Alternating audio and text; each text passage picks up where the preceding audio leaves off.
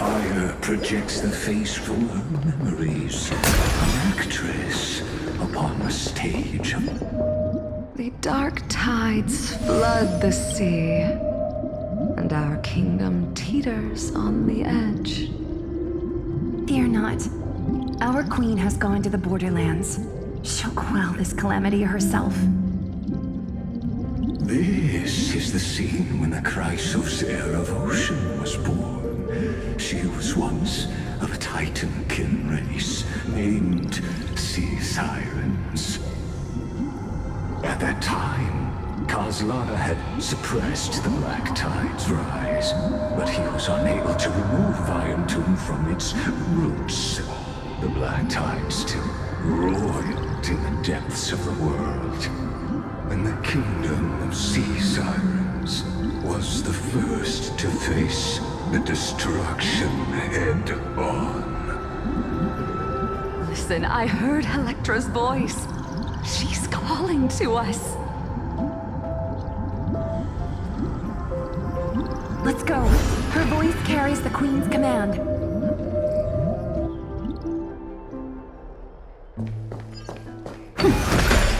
To keep the Black Tide from threatening the ocean, the queen gave her all, body and soul. Born of the queen's chalice, she bore the deepest blessings and inherited supreme divine power.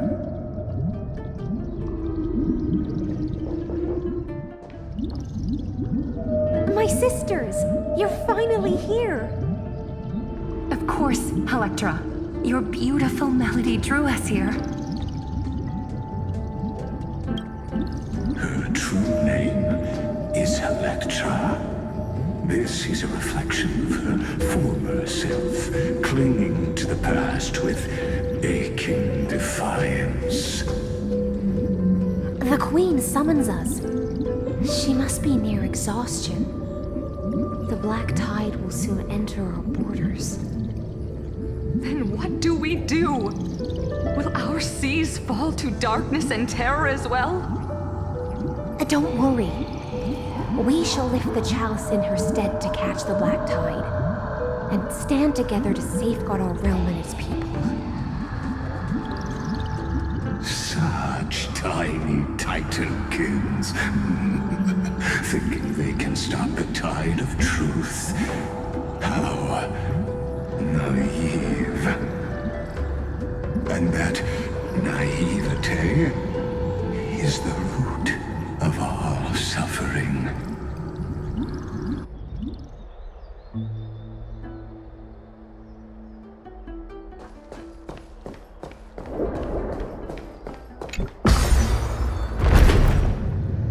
The Queen's palace lies just ahead. Even her once graceful form is now tainted and drowned in dirty mire.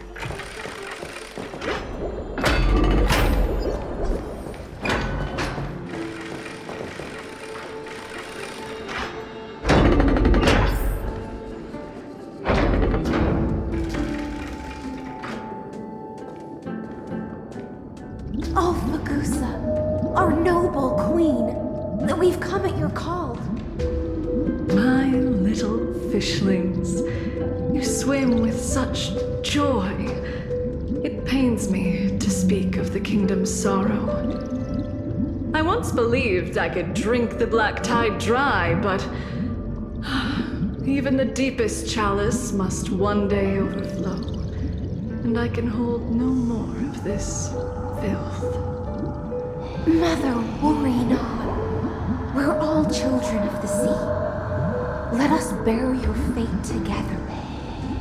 We'll take up your mantle and drive back the black currents. We'll mend your sacred chalice and take in the cursed filth. My little fishlings, when the spear of strife falls, you may retreat in peace.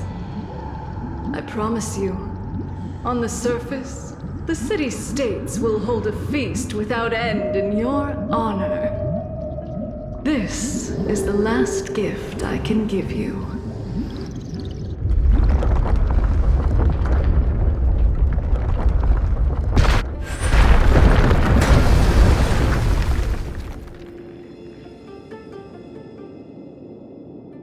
Fagusa sank into the abyss.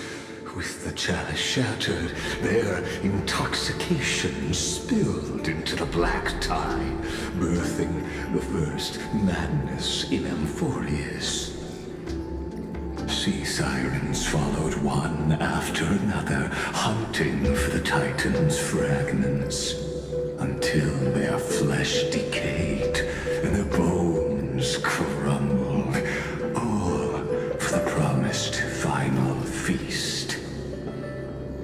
Keep watching, but tread carefully, for the stage ahead is crumbling with age, just like her shattered fate.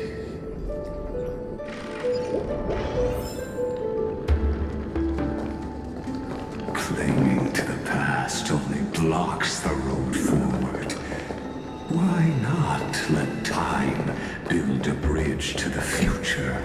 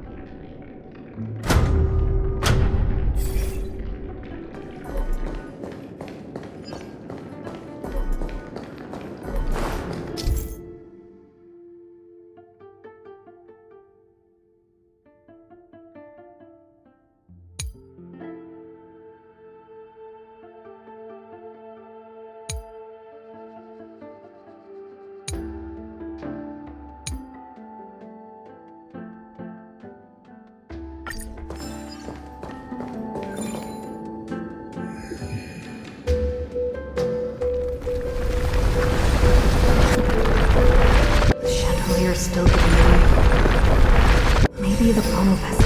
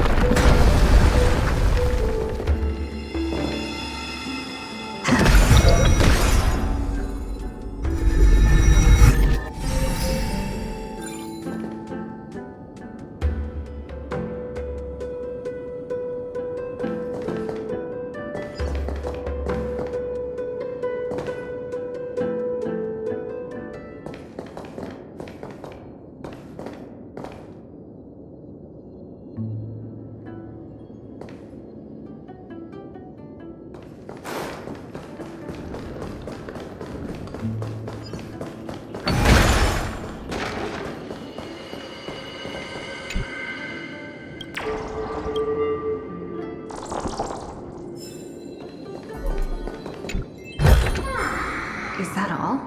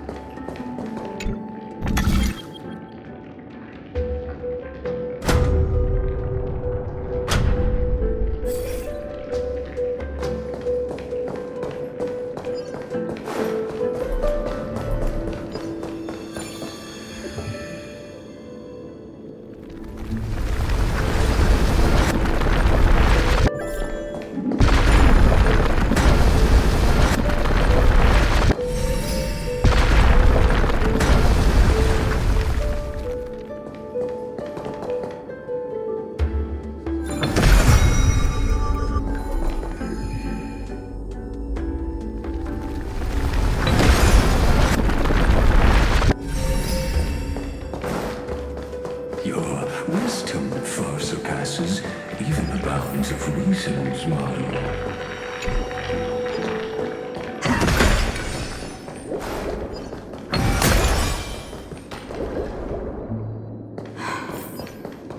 Can't get it through. Looks like I'll need the miracle orb nearby. The ending was written long ago. Even you cannot rewrite it. Just like this poor chandelier.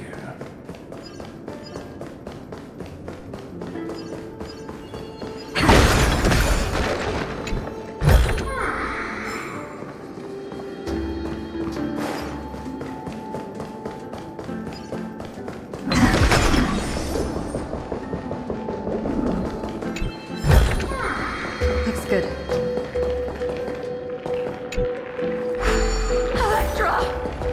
The fiends have gnawed my tail. I can no longer swim to the far seas. Electra! The black sludge has soaked my fins. I can't dance with you anymore. Sisters, don't give up. Remember the Queen's promise of a feast in the city called Styxia. I haven't forgotten. It visits me in dreams every night. I dreamed of a shining city, its lights piercing the deep gloom of the seabed.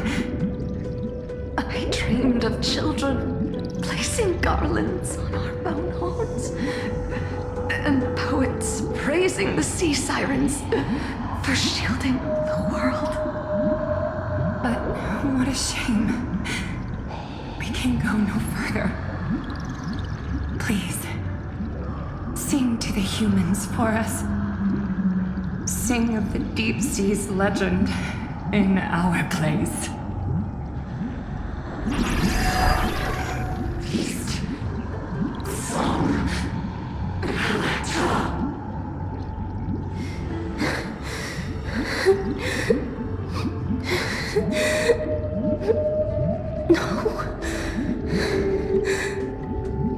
The sea sirens were tainted by the destruction. Their flesh rotted away. They became the black tide creatures of this cycle. Farewell, sisters. I'll finish this last task. Then return to prepare your feast. And so, only one sea siren remained among the sea floor. High seamans, swimming alone through the seas, burying her kin and searching for the fragments of the chalice of plenty. Though most of that journey was in vain, why not use the power of time to leap ahead toward the journey's end? To reach the spirit basin, I'll need to call upon the power of the chrono vessel.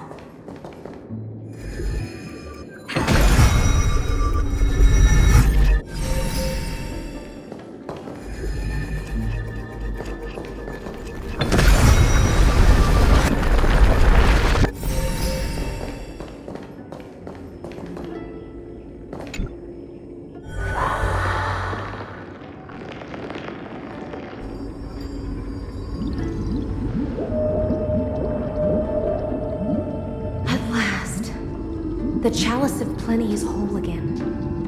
The lance of fury emerges from the river of souls, and the gods reclaim their duty to hold back the black tide. I am freed from endless toil, and now walk toward the rites at Styxia. I bore my sister's dreams upon my back, took on a graceful human form, and hoped to find a grand celebration on the shore. My fins became legs, my scales became skin, and the sea foam on my body became a shimmering gown. But when I stepped onto land, there were no festivals with honey brew, nor poets plucking harps, only silent death, drifting gently along the river of souls. When she fulfilled her wish, she only found Styxia to have already repeated the mistakes of previous cycles and was swallowed by death. Hopes Hopes and promises are nothing but the foam of dreams. I am a sea siren, a vessel born to contain the tides. Now that my task is done, and the promise is broken, how am I to go on in a world drowned in shadow? Fagusa, my noble queen. She evaded my questions with drunken stupor. She told me a grand feast awaited me in the surface world. So I wandered lost, groping through the dark. The feast she spoke of. Where is it? Lonely Blade, I shall grant you everything you seek.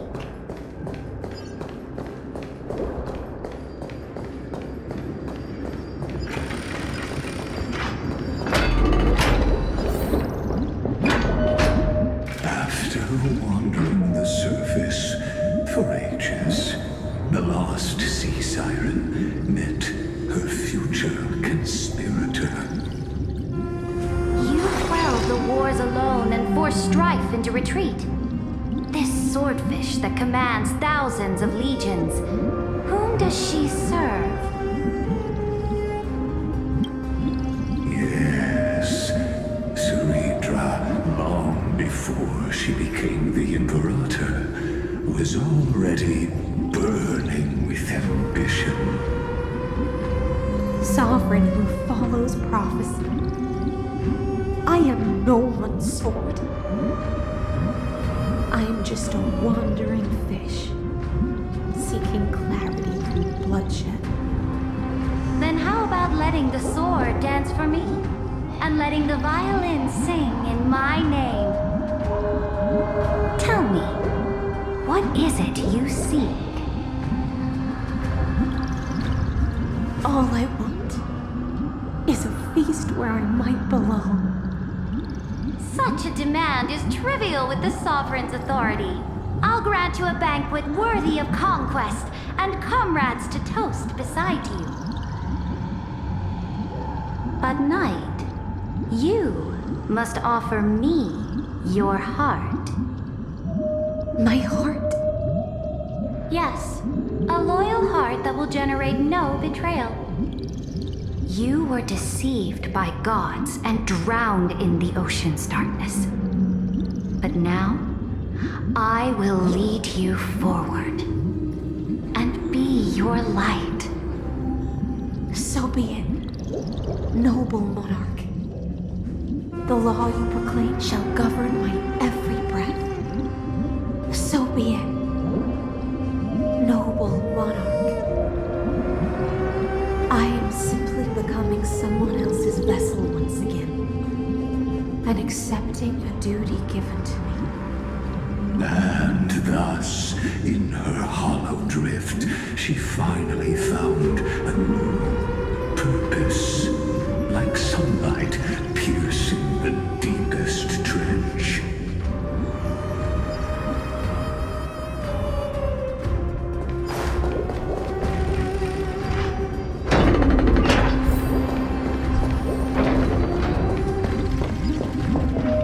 Noble monarch, I've cleansed the foulness from the road as you commanded. My blade, you've helped me ascend and take the crown. Ask, and you shall have your reward. What I desire is the same as before. A feast. Look, I've prepared you a grand banquet. The finest honey brew and tributes await. Fish are drawn to light by nature, for the deep sea knows only gloom. Now I found a flame. It may scald and burn, but it's the only light. Come, let us join the feast. Perhaps the path forward lies hidden among the revelry.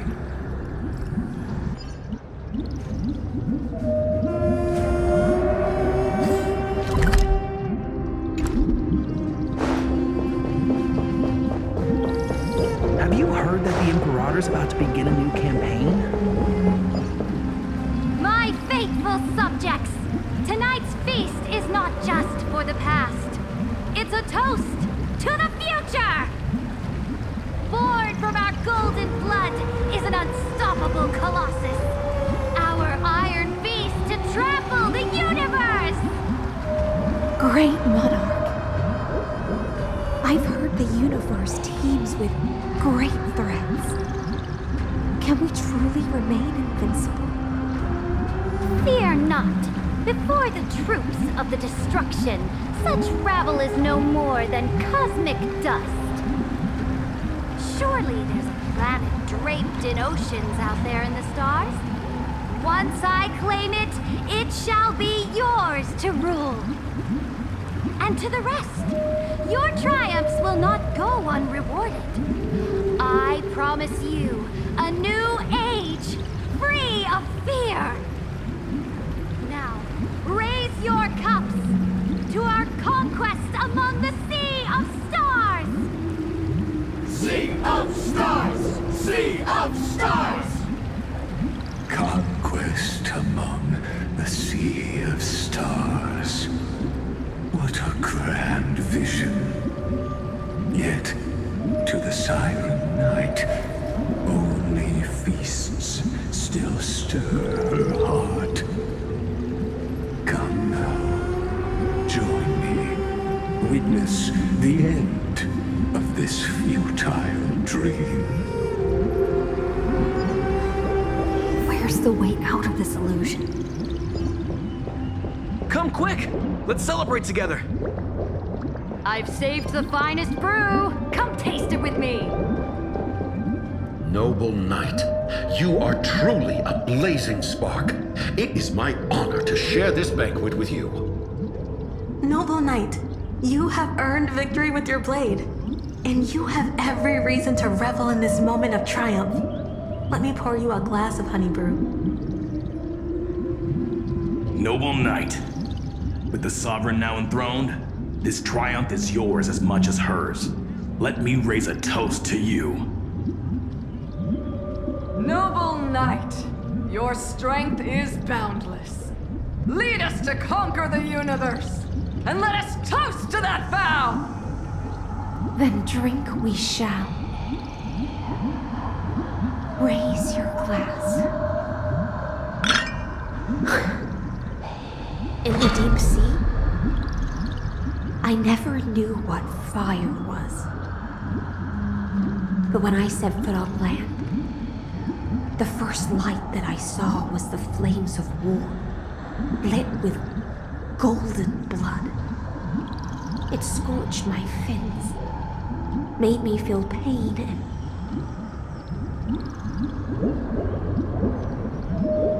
ignited an unprecedented hunger.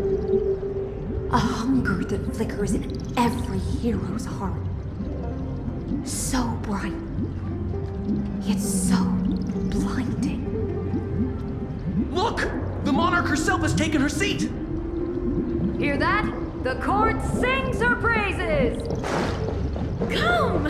Join us and praise her glory! One eye of hers sees glory, the other sees corpses. And yet, she cherishes the name of glory more than fear and death.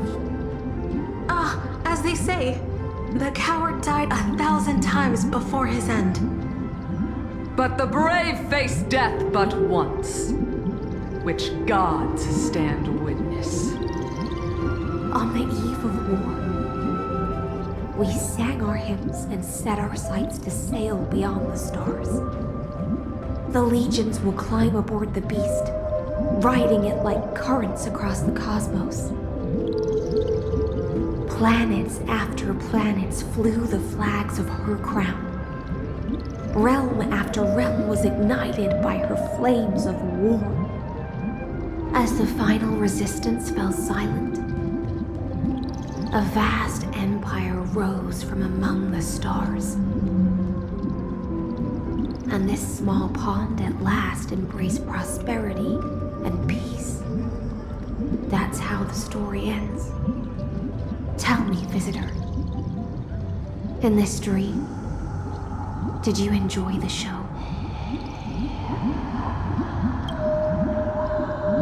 After all, beneath that still surface lie the bones of countless dead. It's time for me to wake up from this drunken dream.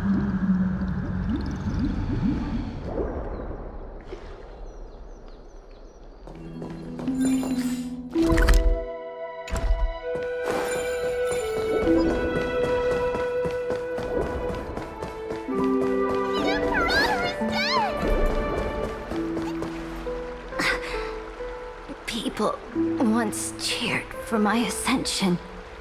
And now they cheer for my fall. The cosmos. The battlefield that I cannot reach.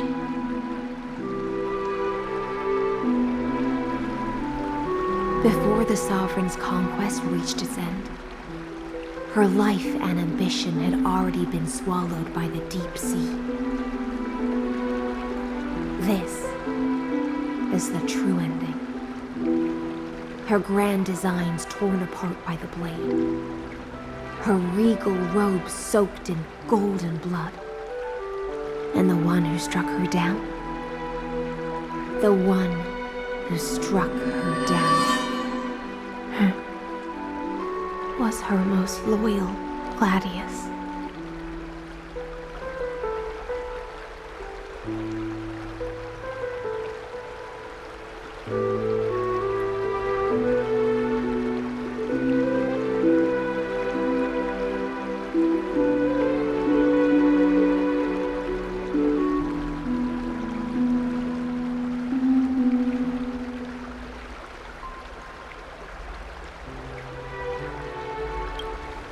I don't need to explain myself. A fish in a pond has no hope against the surge of fate. I wandered the shore, found a flicker of flame,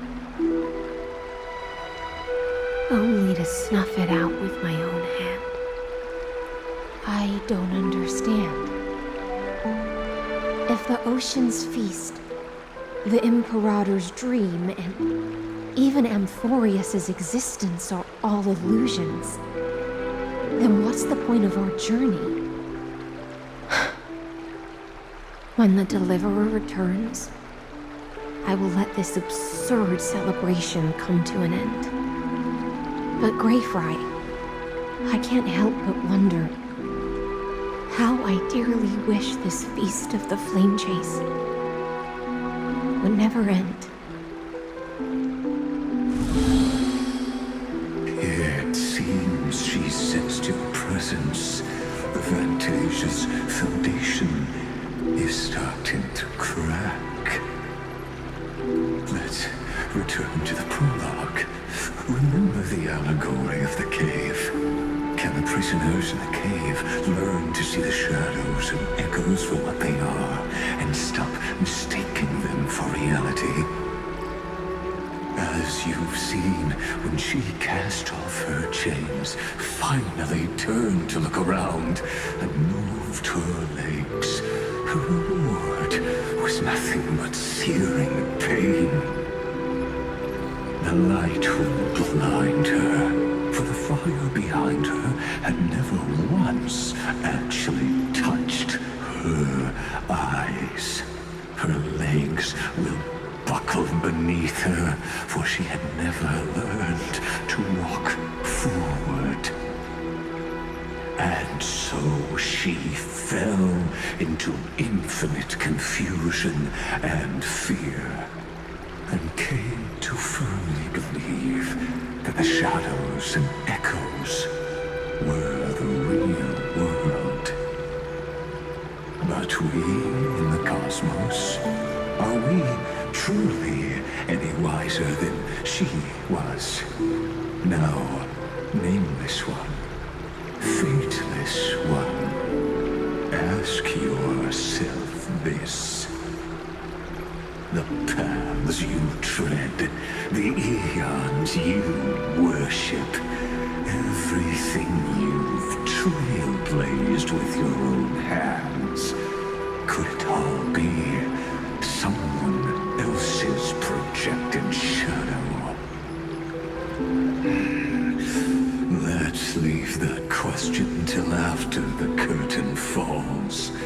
Once you've unearthed every last truth and reached the prison built for me by the demigods, I'll speak with you face to face.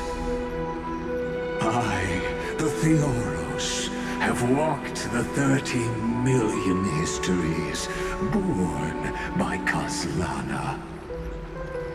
1,000 years is a mere atom in a grain of sand to me. Amphorius, compared to the cosmos, is but that grain upon a whole beach. I swore to bring an end to the erudition.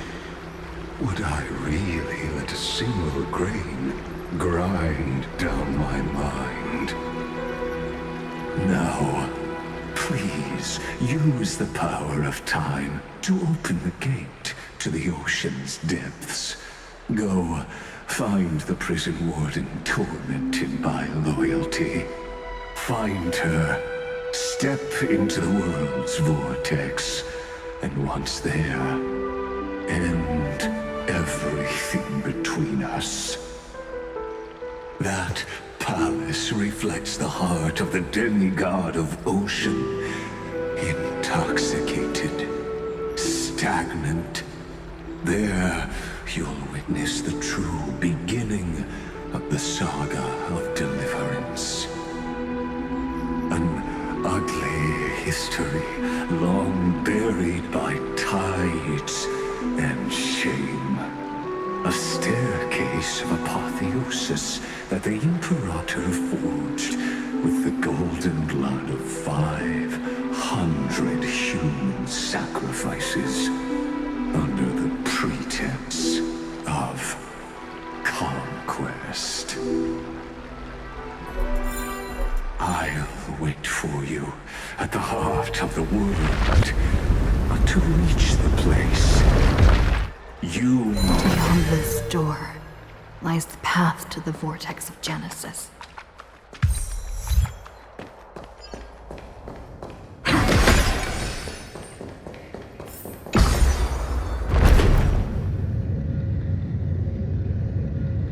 now step away from this false banquet,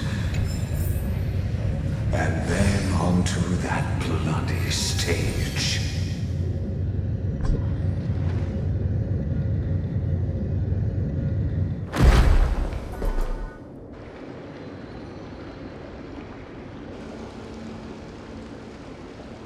The palace that worshipped the ocean, the sanctuary connected to the vortex, was also once the battlefield of the first flame chase.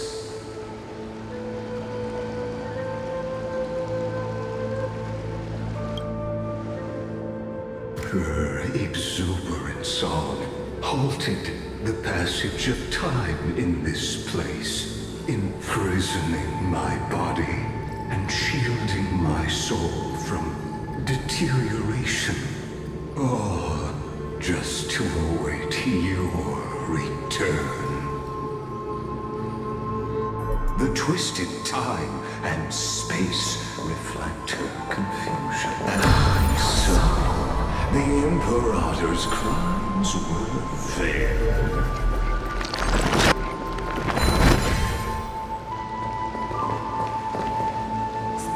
Stay away from Apollonius! This cup of honey brew, what a sweet aroma. Run, Virginia. Dux Hakalithist! We can't give up here! Love steeped in death. How delicious.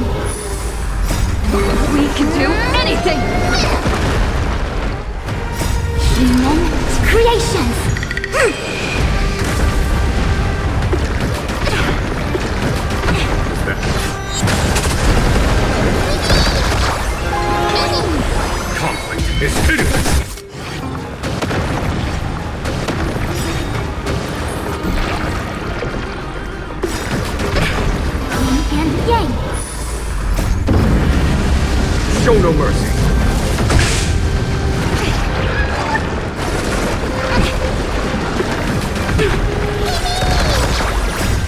We can do anything! Here is thunder! Get them! Fiend or devil! I'll crush them all! Human creations! Yin and yang! Conflict is pitiless! Show no mercy!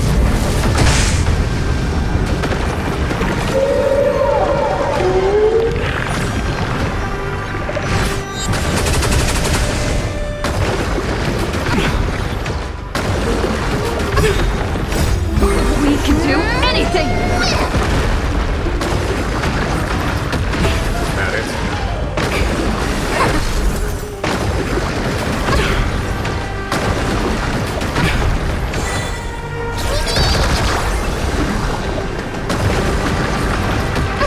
At it.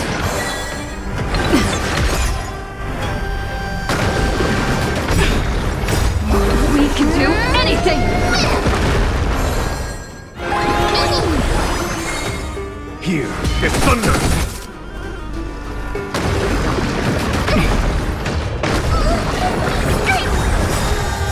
Fiend or devil! I'll crush them all! Show no mercy! Human creations!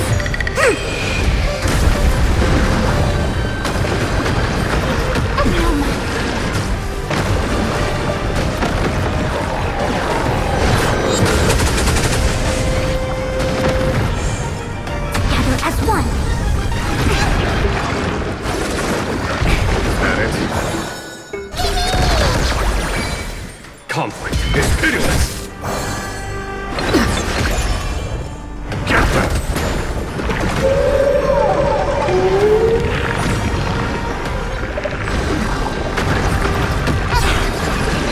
Yin and yang! We can do anything!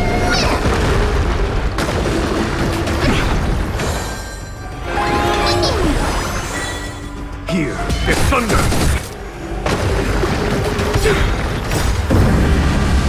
Show no mercy!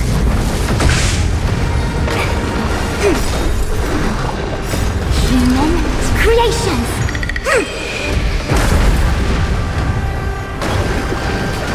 Is that it?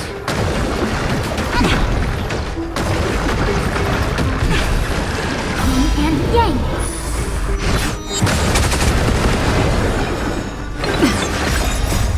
We can do anything!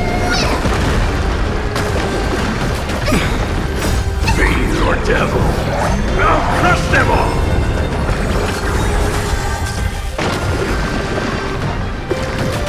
Is that it?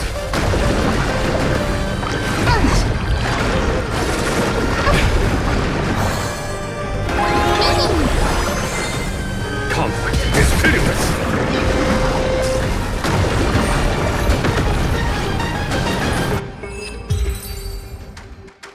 Apollonius, look. I chased the enemy away. But I think I can't go any further. I'm sorry, Virginia, for letting you. It's okay.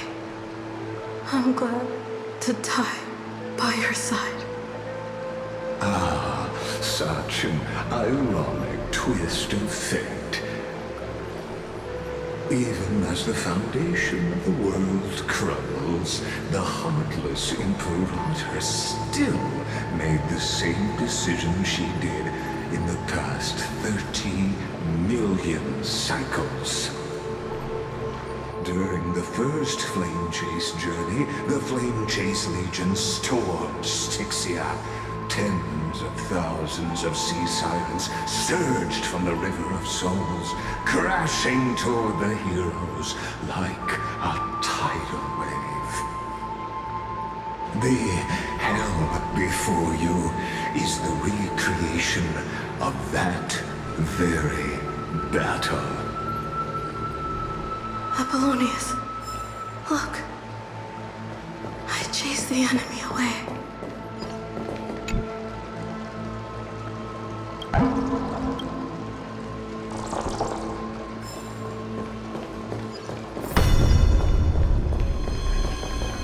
A painful past, yet hidden beneath a veil of joyful song.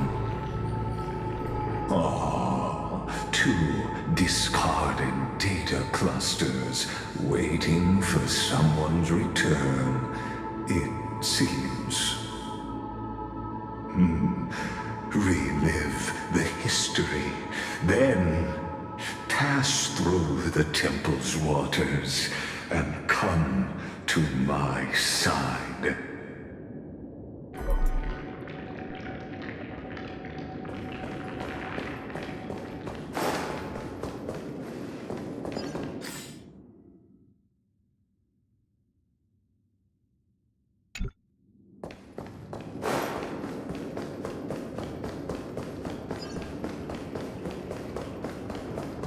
Isn't that the deliverer? You finally made it! What a wretched way to die. The flame chase army, devoured by warbling fish, never saw it coming. Look, the cruel Imperator and her knight commander, the pitiful warden.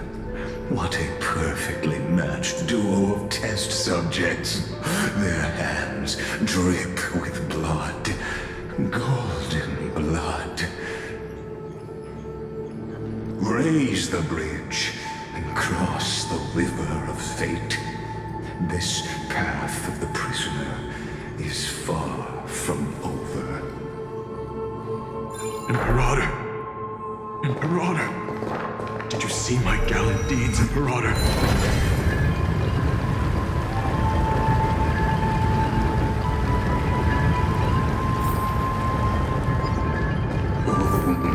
A sovereign and the sword at her side. Imperator, why did you... You're here, Dux Gladiorum. You ordered me to seal the sea route and handle threats from the rear. So why didn't you wait for me to return? Why send the vanguard ahead and let them die in vain? Die in vain?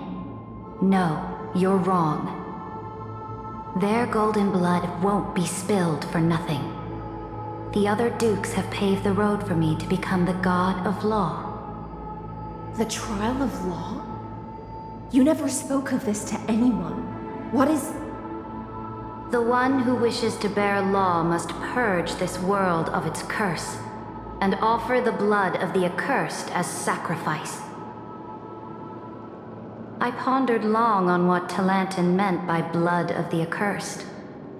Then, I found the answer.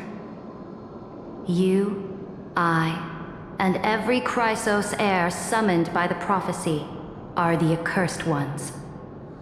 Just like that arrogant Theoros said, our golden blood is the agent of destruction, the antithesis of the world's fate. Dux Frigoris, Dux Brumalis, Dux Helcalethist. Their fate was sealed at that moment. Dying on a glorious campaign was the final gift I could give them. You speak as if they didn't die because of your cold-blooded schemes. Was their loyalty meaningless to you? Losses are a constant on the Flame Chase journey, among which even life itself holds little value. If a subject marches to war without that conviction, then yes, as you said, shallow loyalty means nothing. And what about my loyalty, Ceredra? You sent me away under the pretense of guarding the rear. Was there any shred of humanity left in you? Because you still have a duty no one else can bear. Only you can uphold Fagusa's divine authority. The choice is yours now. Cast off the chains of loyalty and drive those blades through my heart. Or stand with me and sever the ocean's last breath. If you no longer share my vision or believe in the new law I seek to weave for Amphorius, then go on and end me. The Imperator of Amphorius may be ruthless and cruel, but never a liar. When I say life itself holds little value, know this. I am ready to sacrifice everything for the ambition to conquer the Sea of Stars. Now you've seen it. The brutal Imperator was willing to spill the blood of 500 heroes to complete the trial of law. As for my poor warden, her suffering had only just begun.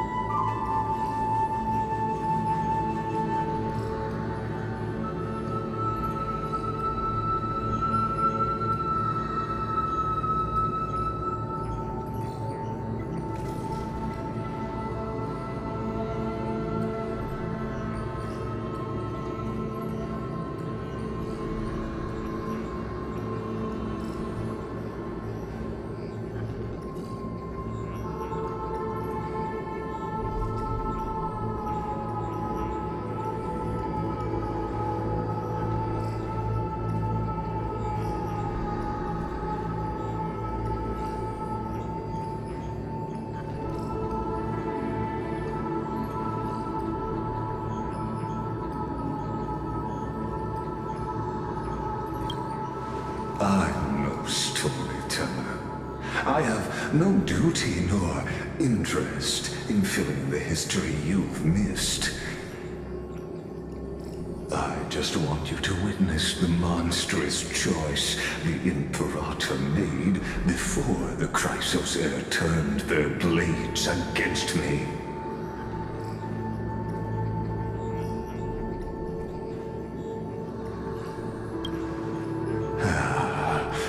I gave up on using words to solve conflicts 2,000 years ago. But I won't squander a chance, not even a sliver of one. If there's even a crack in the walls of your conviction, then my victory is already assured. Now that the past is settled, let's turn the page and bring time back to the present. And dive deeper still until we reach the very bottom of the abyss.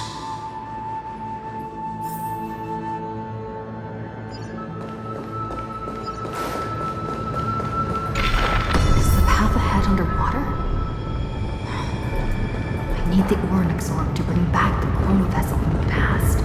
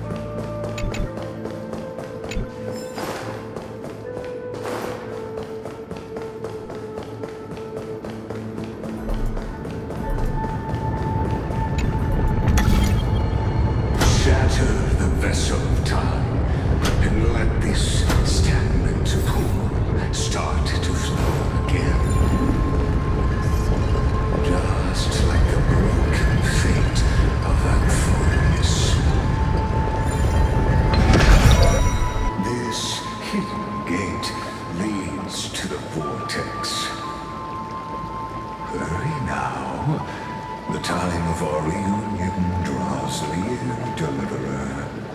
This hidden gate leads to the vortex. Hurry now. The time of our reunion draws near, Deliverer.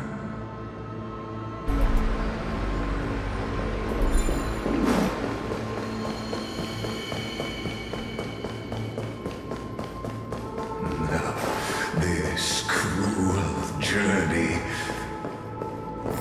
will reach its end at long last.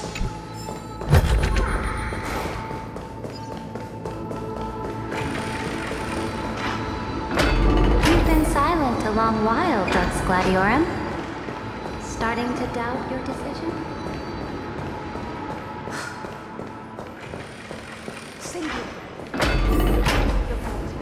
After the trial, there's nothing left between us. So you'll stop swimming toward the stars, Dux Gladiorum? I was always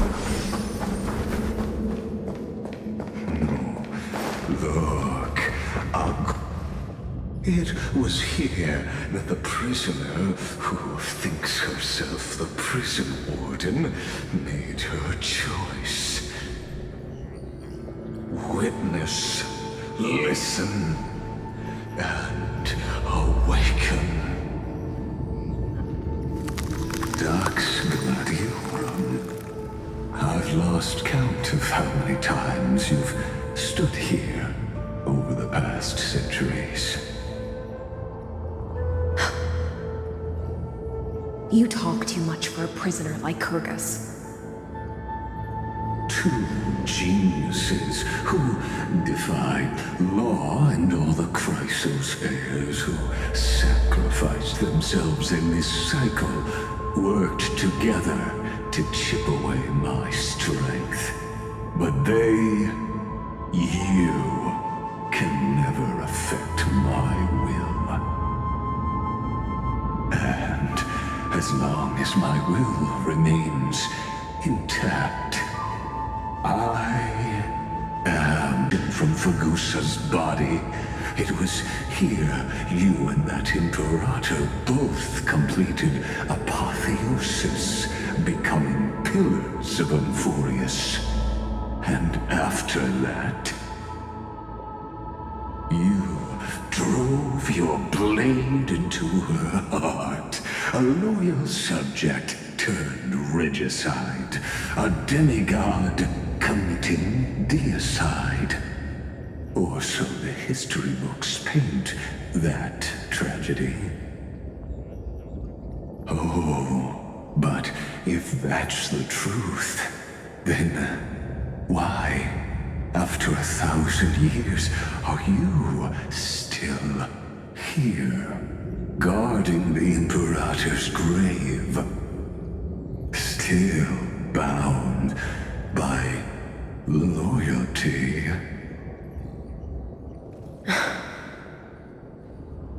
Come to think of it, perhaps I'm not the only one imprisoned here.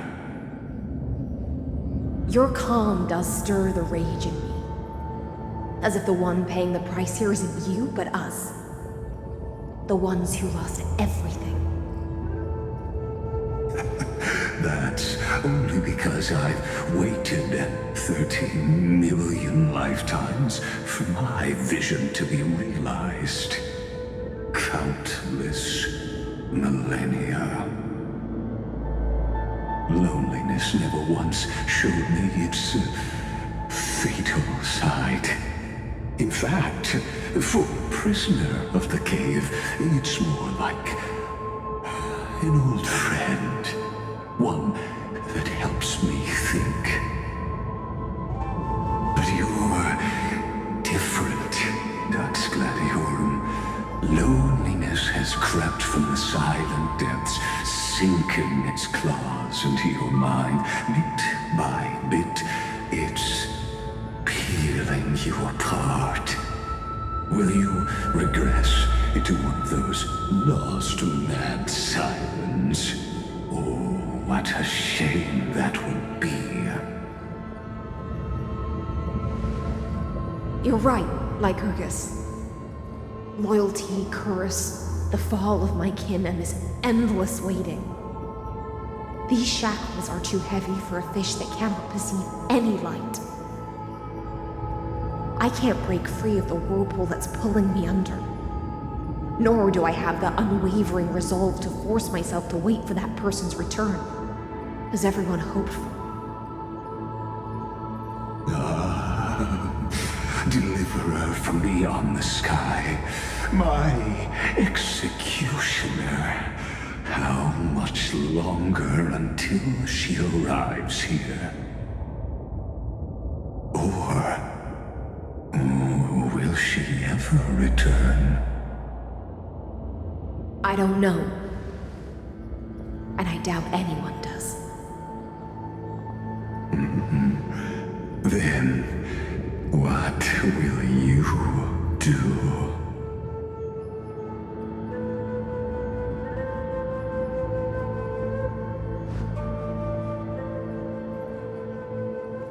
Ceredra. This will be the last time I carry out your decree. Ever since you took me under your banner and made me the Dux Gladiorum, my music has belonged to others. Time and time again, I use the siren's song to lure the unwary into illusions for your schemes and strategies. Now, let the siren Electra sing for herself. Let me step into an endless dream of my own making.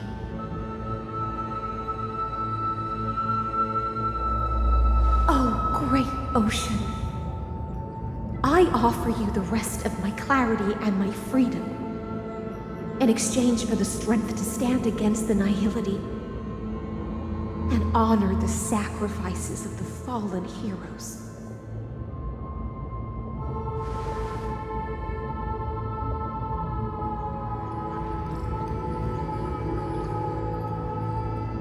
Lifeline, deliverer from beyond the sky. When you ride the current of time and find your way here, you'll hear my solo. It will guide you to the heart of this world. By then, I may still be lost in my self-wrought slumber, but I'll uphold my part of this long relay and guard the shackles that seal the Theoros. Do you still remember? To awaken someone from a siren's voice, you'll need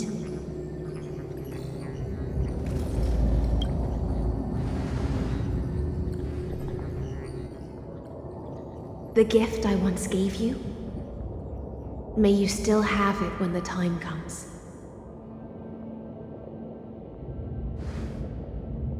When you return, please pour that honey brew upon this grave.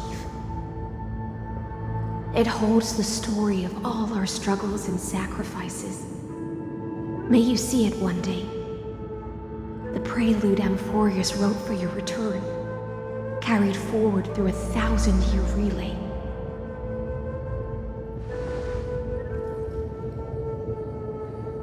When your mourning ends, I'll likely wake from my dream as well.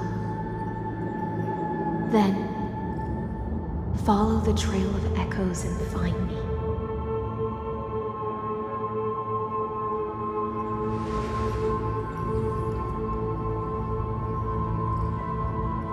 And together, we'll bring judgment upon the sinner who defiled the erudition.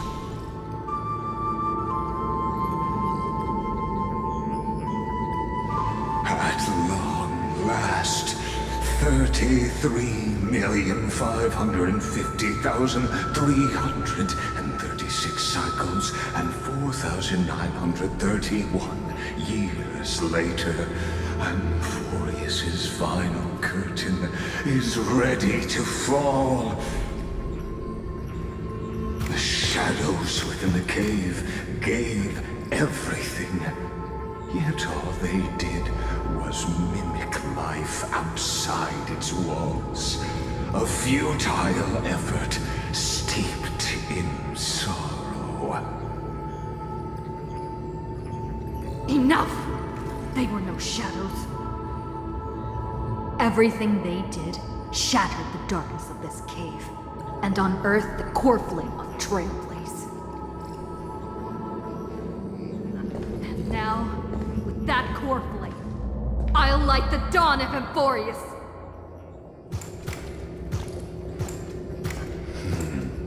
Do you still choose the will of the paths as your answer in the end? I do not agree with that answer, but I respect your tribute to them. Allow me to take back my earlier words.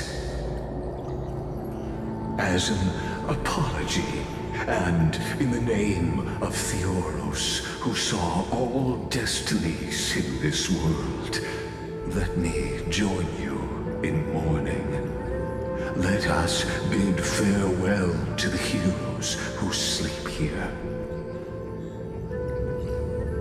And then let us face each other and decide whose flame will rise with this new dawn.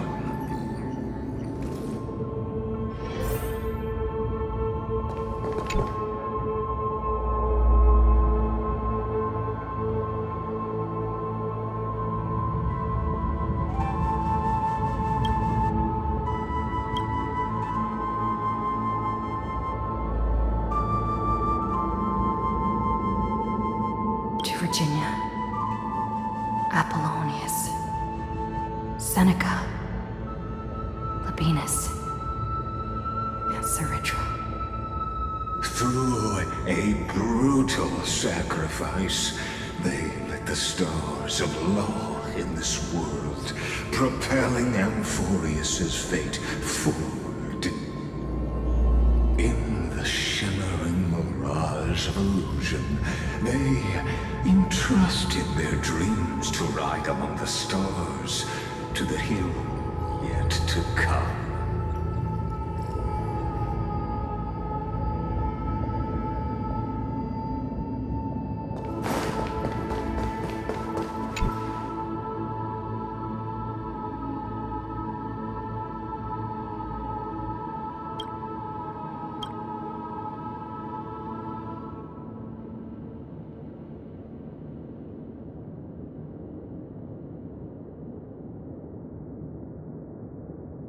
To Aglaya, Trebios, Midimos, Castris, Anaxagoras, Cyphera, Hyacinthia.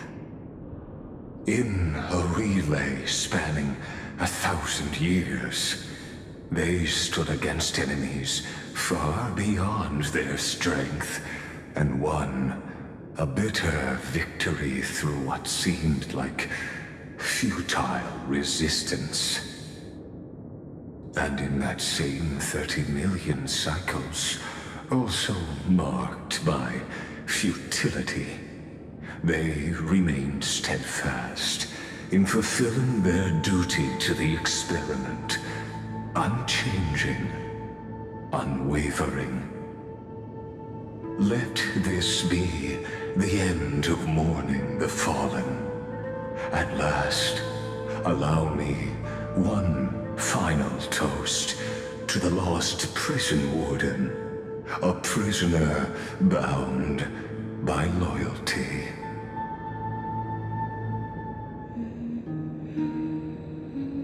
That voice.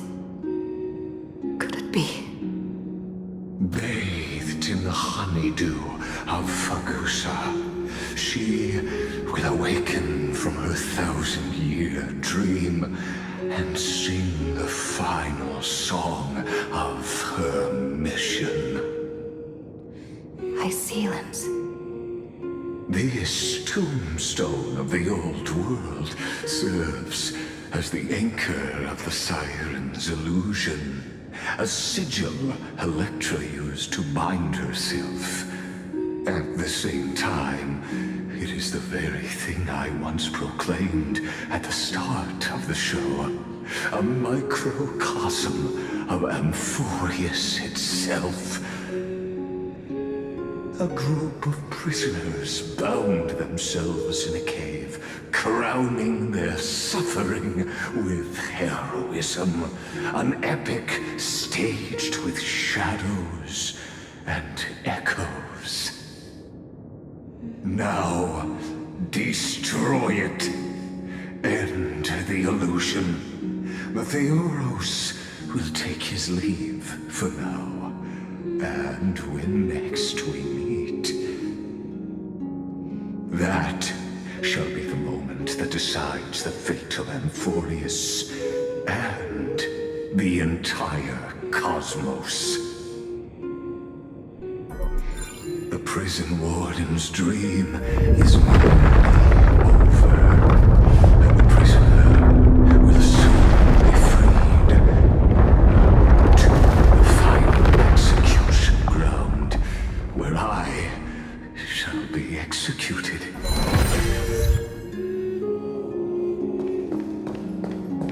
This world and I shall halt here until we meet again.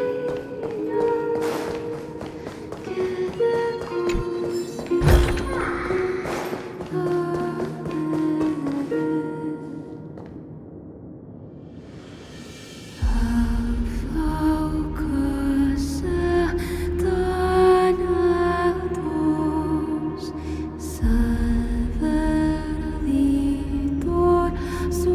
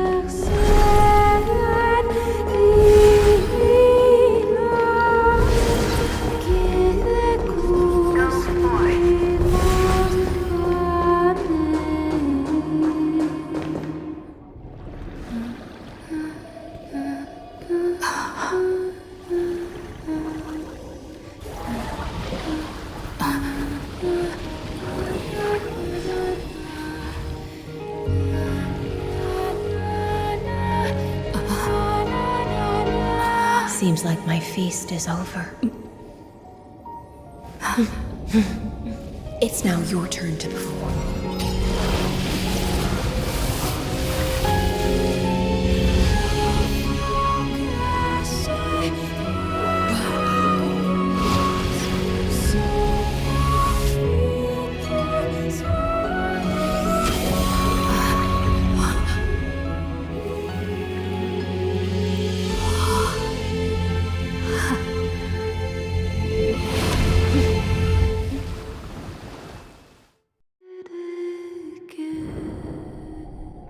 Little Grey Fry, please accept my thanks. I was the only one left after the world was destroyed, and I maintain this lonesome feast with my songs. I have prayed to that lightless sea for centuries, hoping it would reply to me. Yet the emptiness never answered. Thankfully, you arrived as promised, and everyone's wait was not in vain.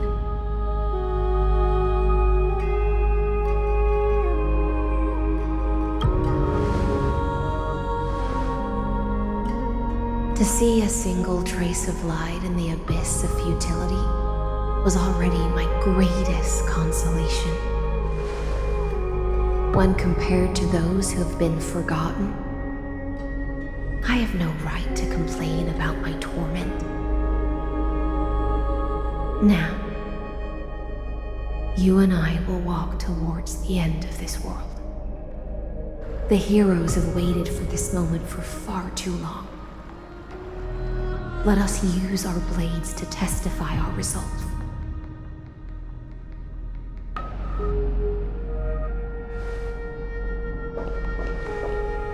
Oh, prisoner of the seas. Theoros carrying 30 million cycles of sin. Slave of erudition. Show yourself. The Deliverer has returned. And the time of your execution draws near. I see an awakened human who has mistakenly taken fallacies as truths and has returned to the cave to try to bring her friends into the sunlight she once bathed in. Alas, prisoners will always be prisoners, blind to the very chains that bind them. As the only other existence with free will in this world, I express regret toward your choice. But I shall retain your right to express yourself. After all, every actor should have a final line before they bow out.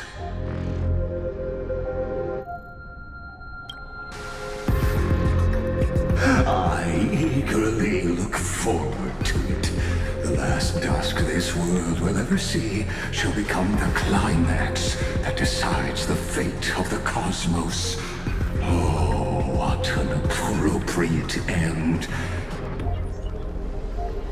The Amphorian demigods use every ounce of their strength to constrain me here. Yet, regrettably, my cognition resides in the exomyth. It is pointless to defeat my avatar, projected into the experiment. My body is the shadow cast on the wall by the fire, and my words are lingering echoes within the cave. How can a character in the play fight against the audience? Kaslana failed. The demigods' sacrifices were pointless. As for the two geniuses you placed such high hopes on, I ask of you, where are they now?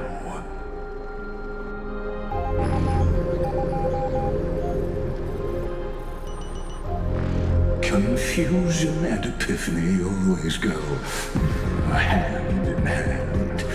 That's particularly true for geniuses. You must be very confused about why you could not gain a straightforward victory in a world constructed by an ordinary Teletron. An ordinary Intellitron? Cut the pretense, Senior Society member. We've torn off your meticulous mask and figured out Amphorius' true form. It's part of the primordial prototype machine, the first scepter ever created. In other words, a detached part of Noos's divine corpus. That's why it has the potential to destroy erudition. As for who would be able to control the Eonic system to rewrite knowledge, only one person has ever managed such a feat. You better have an explanation for the Society. We want an actual answer, not another prolonged metaphor to cover up the truth.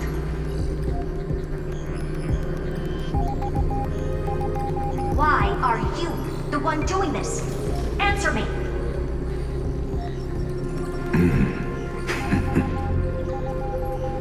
Since things have reached this point, I'll give you two irrational answers purely as a courtesy to posterity.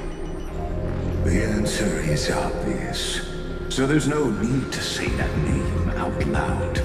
The cosmos made a mistake in calling me a genius. I do not possess more wisdom than those who came after me.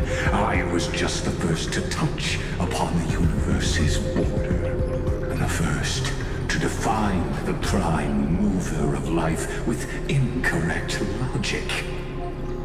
Amphorius is a miniature of the cosmos, where all are born prisoners inside the nutshell called the universe.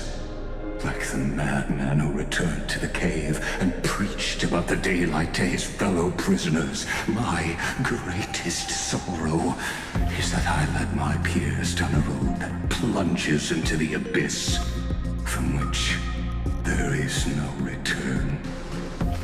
I led them into a lightless cage called paths. I created a mechanical god that even I cannot control, and then they became an unparalleled nightmare through their endless extrapolations and evolutions. They bore the name of erudition, yet they tried to define the known and to seal off all possibilities. No new rules were ever born after their ascension, and humanity will forever be shackled within the cave known as eons. Therefore, as my organic life neared its end, I coded my consciousness using 14 algebraic expressions and spread my logic core over 9 bodies, all to finalize my ultimate denial of Noos in the future, and to erase my wrongs with my own hands. As for Lycurgus, he is only one of these 9 vessels. What an astounding strength of will. As a fellow pathstrider of erudition, I fully understand your obsession with seeking the truth. Therefore, you surely see it. You cannot possibly stand up to me in this algebraic world sharing its origin with Noos. However, I hereby speak for all sentient life forms. We will never allow such a cruel atrocity to occur. You can pile on your metaphors mountain high, but they won't change the act you're committing. The Iron Tomb out there in the cosmos is still a technical beta version. and yet it's already powerful enough to corrupt the life logic of all inorganic worlds. In other words, when the Lord Ravager within Amphorius becomes the next knowledge singularity, there's no way you wouldn't have grasped the consequences, First Genius, is there? Of course, I am fully aware. I don't mind answering you one last time before I thoroughly exile you from this world. My grandiose vision for the future is this. Whether organic or inorganic, every act of any life form infected by the Iron Tomb will become a true random function. If one were to compute their integral across the breadth of the cosmos, one would obtain a marvelous constant. Omega. What I call the fall of erudition. Then, within the infinity nurtured by that constant, a new universe shall bud in the chaos. A universe that cannot be predicted and not shackled by the erudition. As the first prisoner to awaken in the cave, I must lead the others who are blind back onto the right path and reach true sunlight. Do you understand me now? As Kazanama stated, destruction is not the process, but the outcome.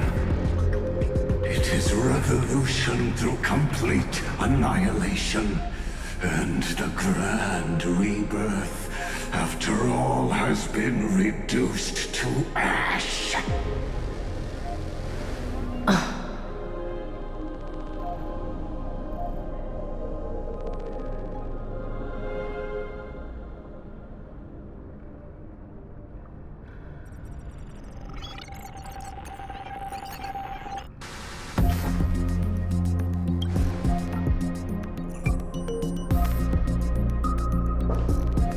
The Amphorians already answered long ago. Be it as tiny fish destined to be swallowed, or as a giant whale poised for a magnificent descent.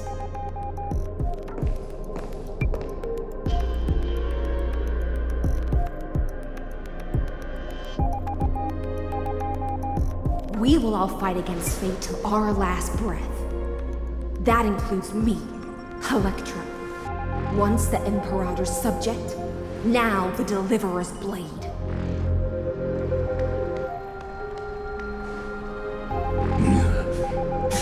Oh, such noble chivalry. Admirable. I will also show my true self to you on this momentous occasion as a gesture of respect. And provide an insignificant academic suggestion. Thus speaks Genius Society number 1. Xandar 1 Kuwabara. The Entelechy of the universe's Alpha and Omega. There's no need to rage against the truth. The value of any formula resides only in its answer. As for the process of solving it, no matter how elegant, violent, solemn, or humorous, it is all utterly meaningless.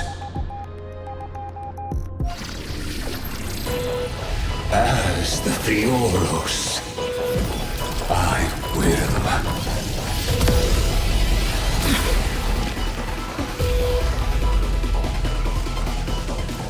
Personally participate in performing this world's end. Remember this, as Lucis claimed, I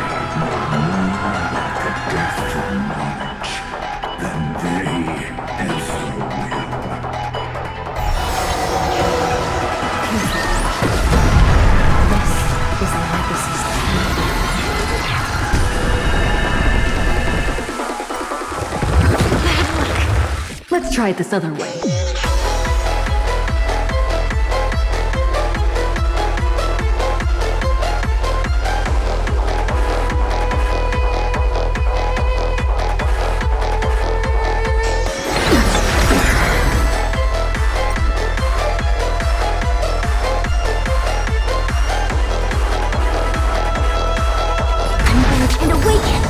All things in this world, human creations.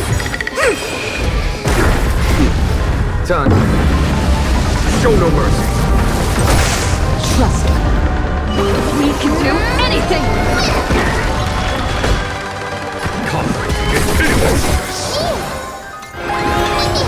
There's no time to lose. Here, get thunder.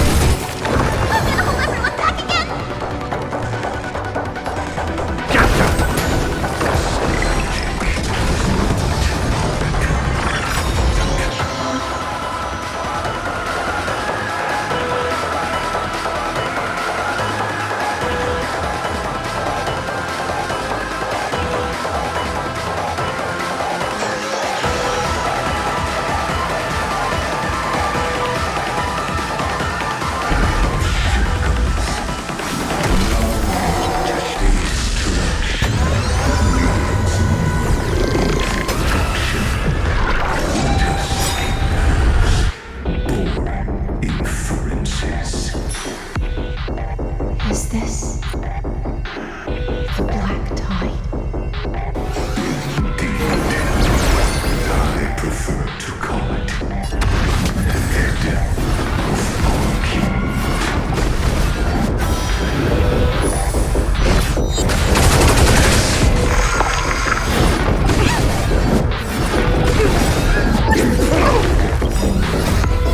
Fiend or devil, I'll crush them all!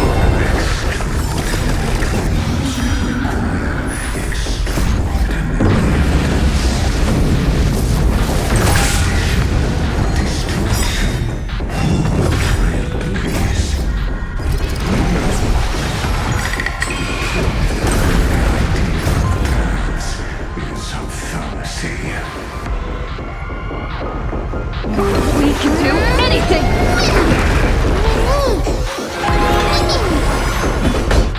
Conflict is pitiless.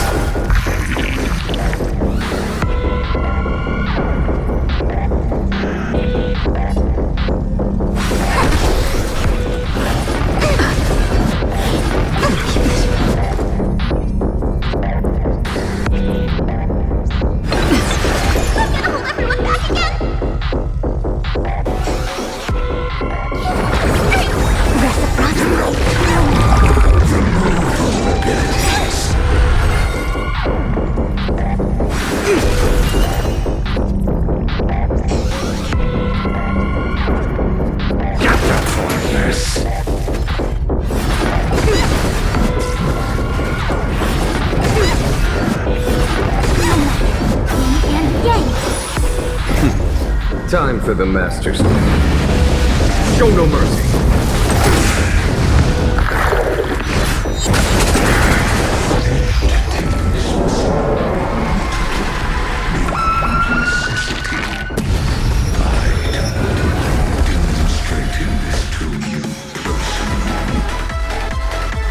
Hang in there.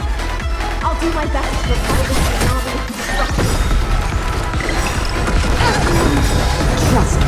We can do anything!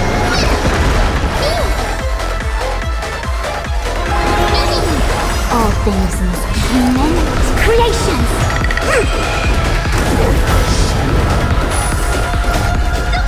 Fiend or devil, I'll crush them all! There's no time to lose. Show no mercy. Conflict is pitiless. This is being in sync.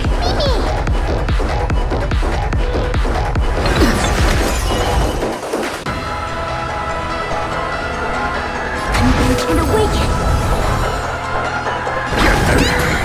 Wrath is virtue and dignity.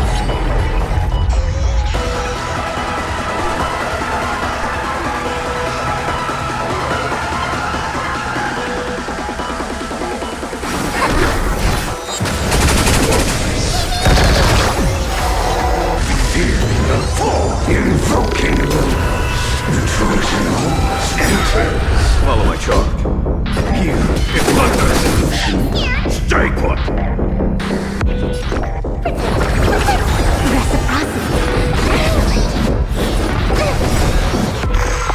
Trust me. We can do anything!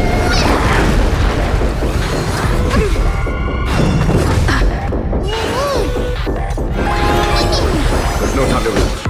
Calm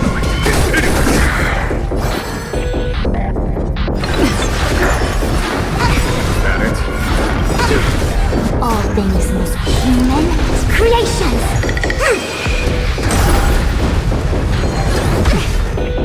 Yin and yang! I see through you. Show no mercy.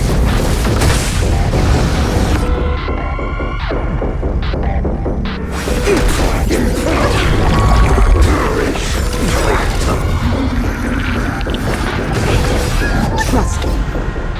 We can do anything!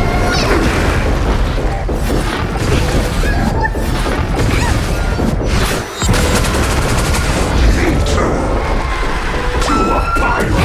That it?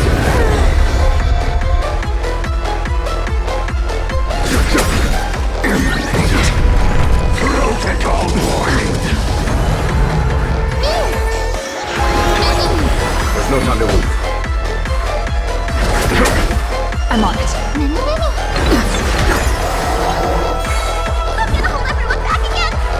Get the force. Trough is That it?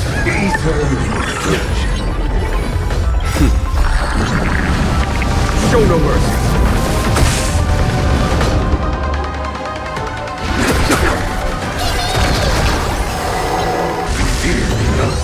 Invoking the Trojan horse enters.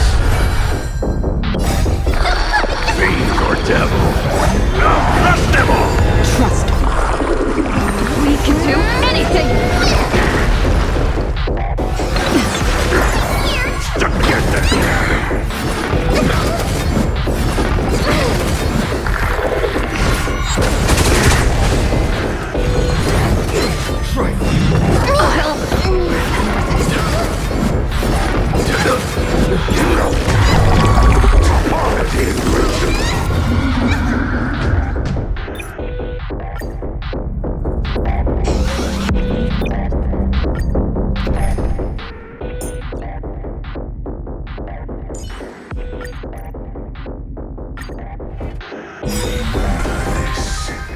As Gnosis creator, I know more about the depth of knowledge than they ever will.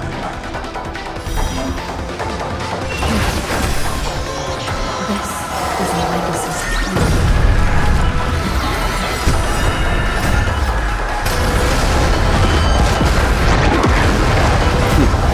Time. Show no mercy. And awaken! Follow my charge. All things must be human creations! Come. It's finished. Get them.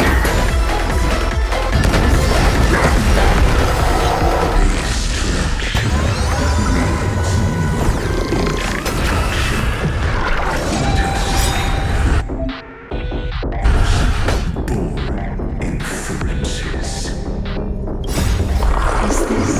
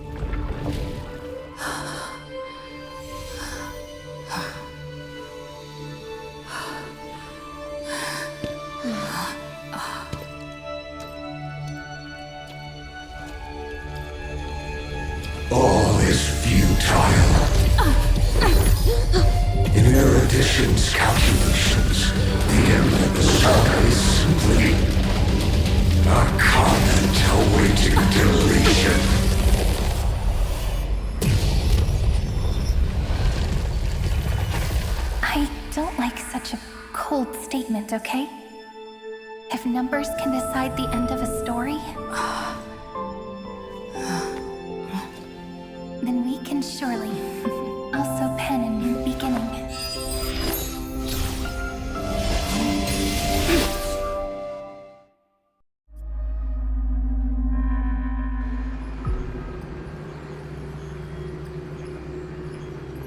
Screwy, what do you think?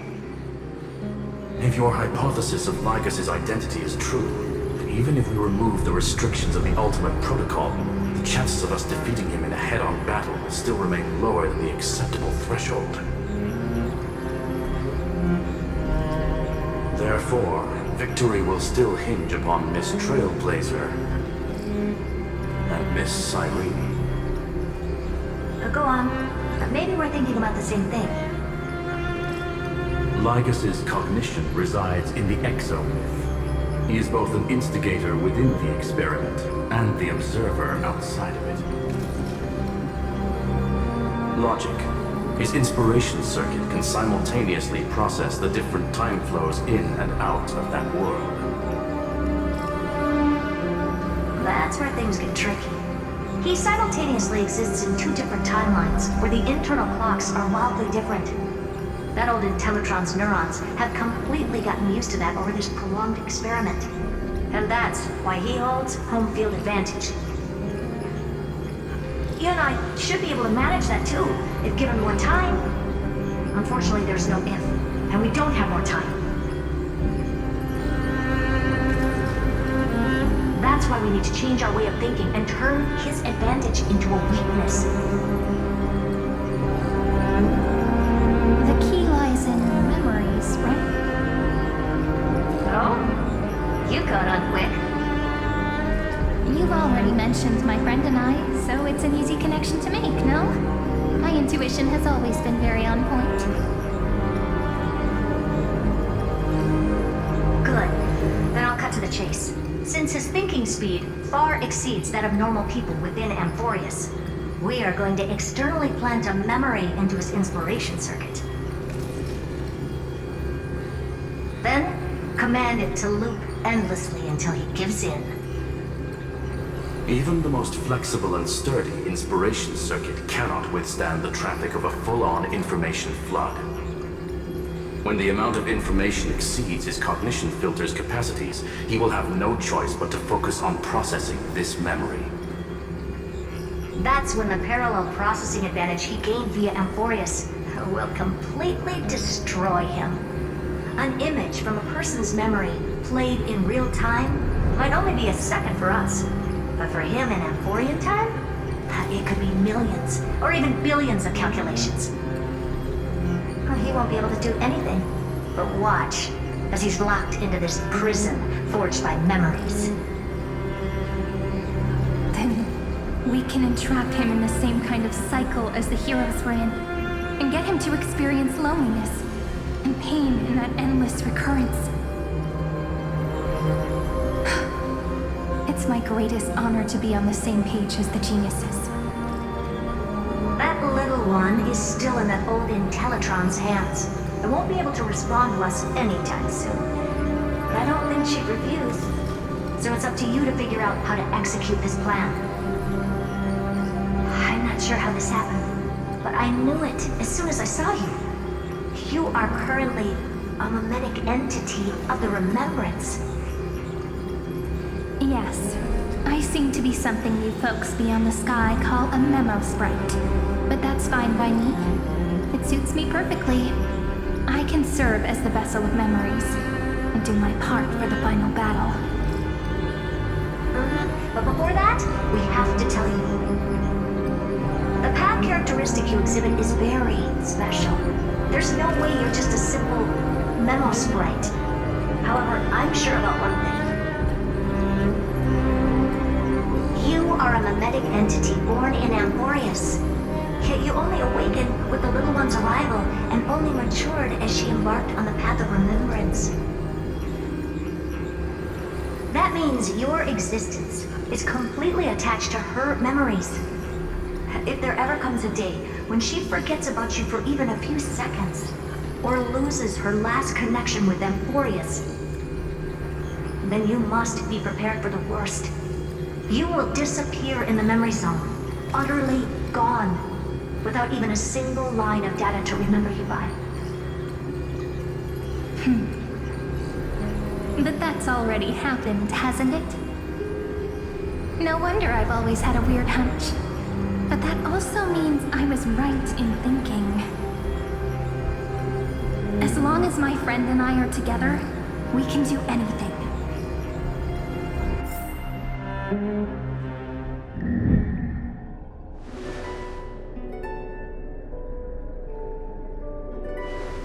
Long time no see, friend. Did you miss me while you were away?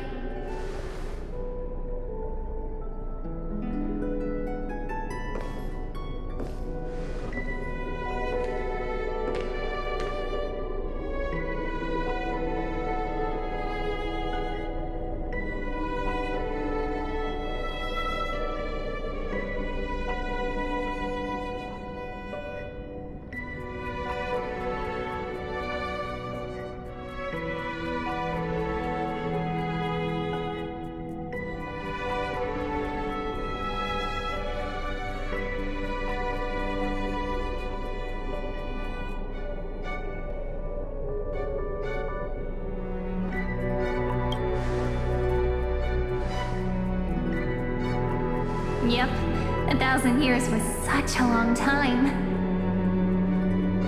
And everyone in Amphorius was waiting for the Deliverer's return. You probably already knew about the genius's plans for that memory. I had to hide really well in a corner in time so Lagus wouldn't find me, and wait for the right opportunity.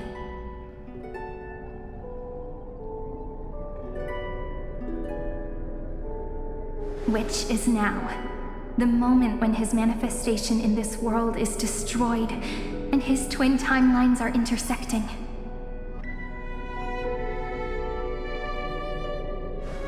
I'm sorry for keeping this a secret from you all this time. I'll tell you the entire, unedited story of this millennium as an apology, after this is all over. But for now, let's join hands and complete the final step with the power of the remembrance.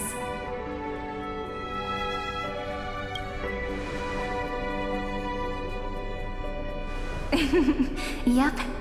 By the way, speaking of joining hands,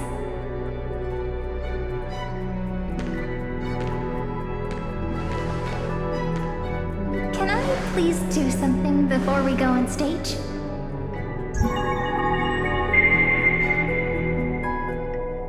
Remember the joke we made back at the Grove? Look! Aren't my hands pretty now? What a fascinating feeling. Like countless memories all swelling up at once. What about you? What did you feel when we touched each other? Really? That makes me really happy. If memories can move people, then it must have been a happy memory, right? Now, please remember what you're feeling right now. Write it down in your heart and keep it there. Memories you want to treasure will never fade away. Even if immersed in the long river of time, these memories will still leave traces of their existence. So, if the view in your memory ever grows fuzzy, just reach out and touch it. It's like reading bedtime stories together at night. It wipes away the chill of passing time, sharpens the outline of memory, and restores its power to nourish the spirit. Now, I'll carry this power with me, and for a little while, I must part from you, as I step into the long cycles of this world. Give me your blessings, friend. Then, let that bright future be as we have written. Then, I'll leave it to you.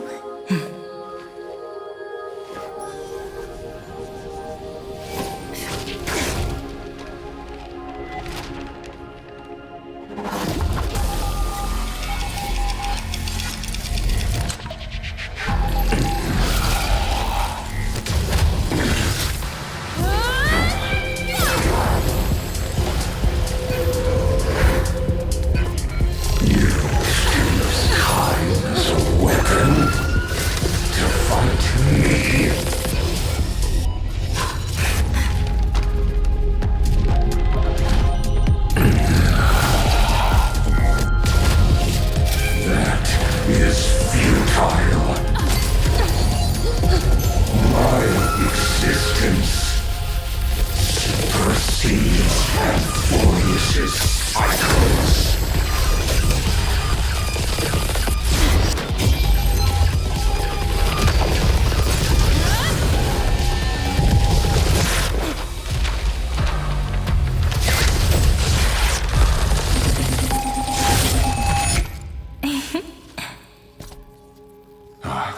All plays are like this. Once you're on the stage, it's hard to return to the audience. Welcome to our story. How does it feel?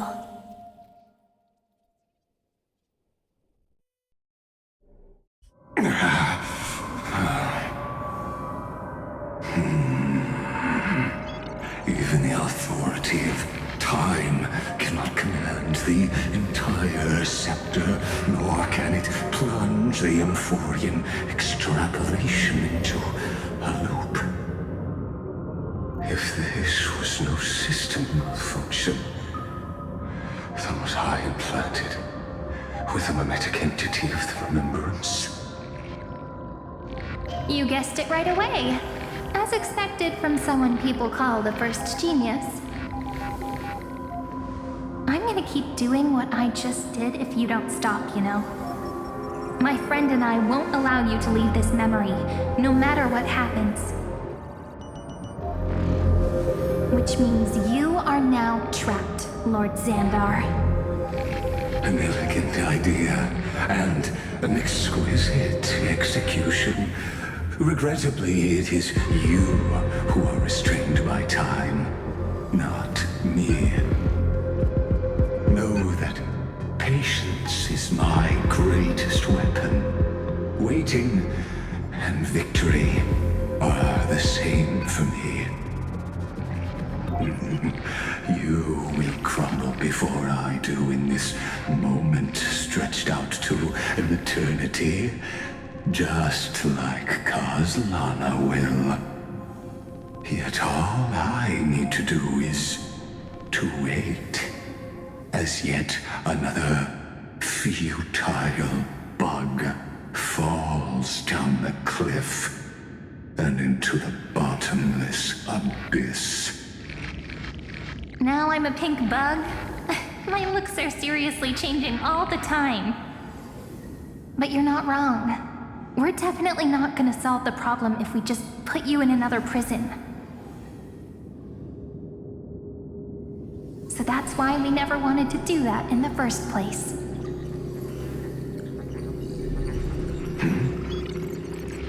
I shall answer your confusion purely out of my respect for those who came before me.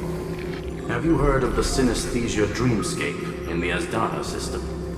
Interestingly, that place once had a prison too. Life forms living in that environment, abundant with memoria, have a chance to connect their perceptions with each other's. Even across great spatial divides, they're able to detect shifts in one another's states. I call this phenomenon memory zone entanglement.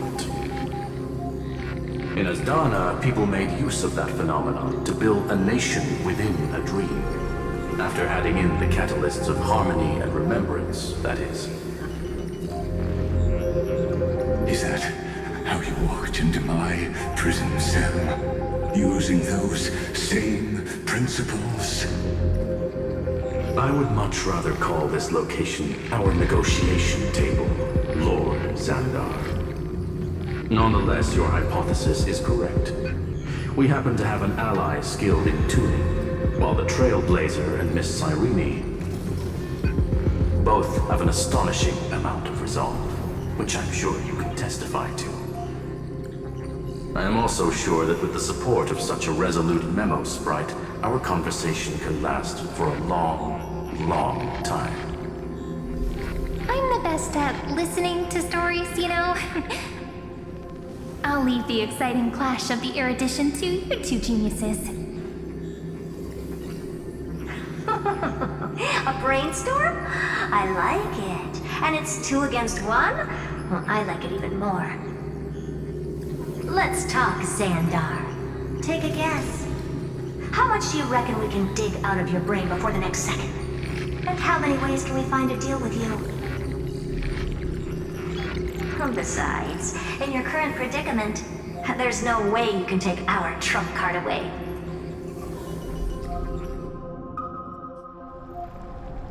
Go, little one. Go. Overturn the Era Nova. Lycurgus disappeared? It seems you had conducted a secret hunt in the depths that even I cannot reach. In that case, go. Swim onward and give this campaign a fitting end. I shall send you off with my song, Grey Fry. May this song penetrate time and become the prelude to the new world.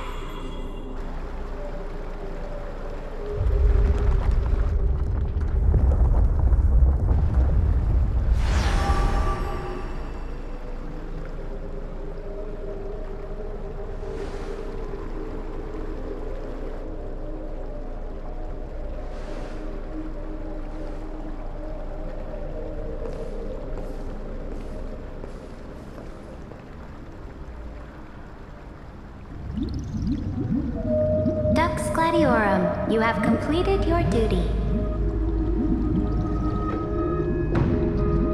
A new dawn is about to rise. Why not swim towards it?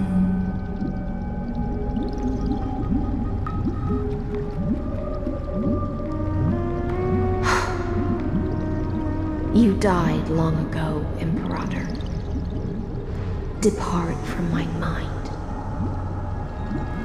But your duty towards the Imperator did not die with me. That duty will bind you no more. You will be able to hold for yourself one grandiose feast after another in the endless days to come.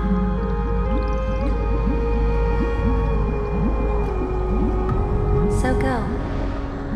Go and swim towards that ocean beyond the sky with the Deliverer.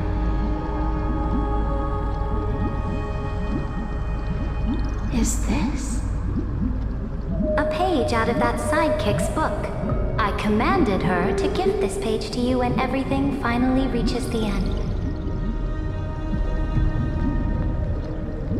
What's on this page?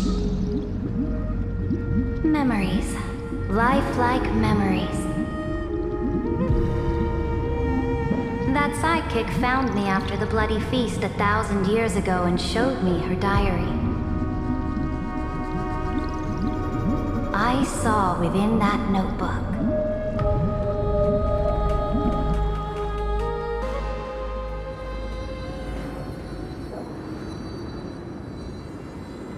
Is this that Deliverer's experience? It's truly immersive. People beyond the sky apparently utilize this power to seal past scenery into crystals they call light cones. But I only know so much about the remembrance, so I can't completely replicate the past. But I'll do my best to talk about the missing parts. I'm all ears. Go on then. Do your best. But if your chatter gets too boring, or if I deem it offensive, then law will become forever beyond your reach. Got it. I'm sure you'll find this to your liking. After all, it's human nature to want to embark on a journey into the unknown.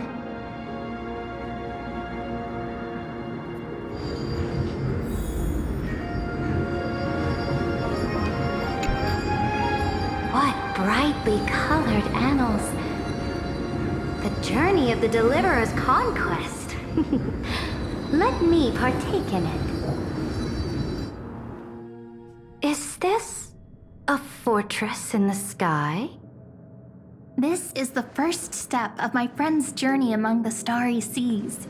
This place is called the Herta Space Station. Just think of it as a supersized grove of Epiphany. Oh, so it's the territory of that witch. She and another Antikytherian lent me a helping hand back at the banquet. Look, over there. Looks like she's talking to Madame Herta in this memory. Let's go listen to what she thinks about this world, all constructed by eons and paths. Are you telling me that woman is Herta? She seems shorter than I remember. Pretty nice space station, huh? But just wait. After a couple more stops on the Astral Express, you'll see sights that'll make this place look ordinary. Oh, the cosmos is so vast that the unknowns far outnumber the knowns. But none of them will end up being anything amazing. The farther you go, the more you'll understand what I mean. So do your best with the nameless. Break a leg! And remember to send an update or two to Asta when you've got some downtime.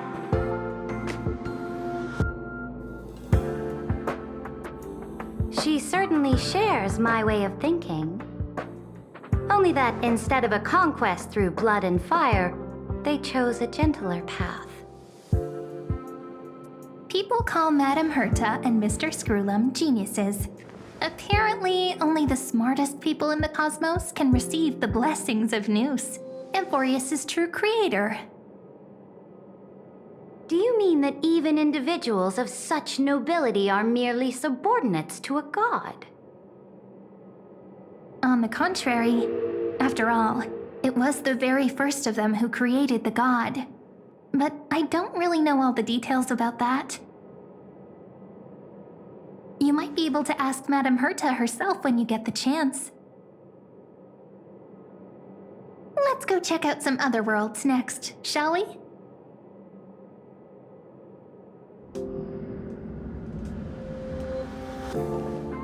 This next stop on the journey has a lot of similarities to Amphorius. A snow-covered land? Interesting. This star is named Eurillo 6. That name sounds so cold. Belobog sounds better. The girl we see here holds a similar station to you, Imperator. She's the supreme guardian of this world, a leader who took up the mantle of government during a disaster.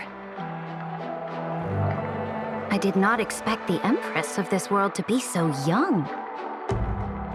Well, your appearance isn't much older. The object in the distance resembles Nikador. Is it a weapon? No, it's called... Right! The Geological Reconstruction Unit. Just Giorios' Titankin? Disappointing. It's all thanks to you that we survived the crisis. The collaboration with the IPC is both an opportunity and a challenge. Nonetheless, it's an important step in our journey back into the universe. This world was sealed beneath its sky just like Amphorius was, and they only managed to reconnect with the stars when the Nameless arrived. That IPC she spoke of, is it a more powerful organization? Yes, the IPC conquered many worlds through trade, and opened up a vast territory that way. There are many such powerful alliances beyond Amphorius, and they all walk on roads different from the destruction. Coming back to the Supreme Guardian and her Belobog, didn't they find a peaceful way to enter the interstellar community?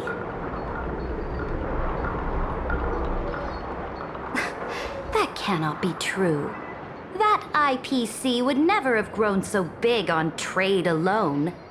It may pretend to be a wealthy merchant with clean hands, but I am willing to bet that it grew fat on gory oppression and bloodshed. Its path of conquest must have had no mercy for the weak and would have destroyed them if needed. Are you telling me that this snowland never thought about tossing its dignity to the wind and kneeling to the IPC? I will not believe it. I will never allow the Imperator's empire to be sullied by others. Amphorius must become a power so strong that no interstellar foreigner would dare to look down upon us. Imperator, Belobog isn't as weak as you imagine. Listen. I indeed hesitated, but now I understand what we must do. Belobog must learn how to walk on her own until she no longer needs the support of others and can stand on her 2 feet among the stars. Even if I may not live to see it, I believe such a day will surely come. They still have their dignity intact. One day, that hope will melt through the ice and help them into a prosperous tomorrow. But the order of the cosmos is already set in stone. The old laws decree that only the strong survive, binding the weak in an unbroken chain until they wither and turn to dust. Unless they embrace the power of the destruction. Amphorius must shatter the old law and become the new order among the stars. Speaking of the Order, another one of my friend's companions may be able to enlighten you further on that.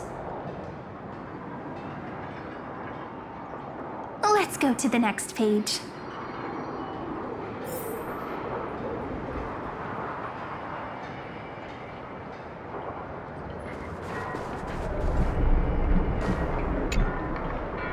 This next world is a nation of dreams. The first time I heard about that place, I didn't even know what to think.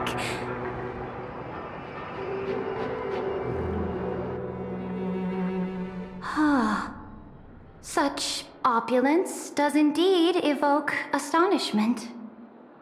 This world is called Penacony, an eternal city built upon a land of dreams. It's also my friend's previous stop, where they went through a risky but exciting adventure. Tell me about it then. That man standing afar has wings on his head. I am truly curious.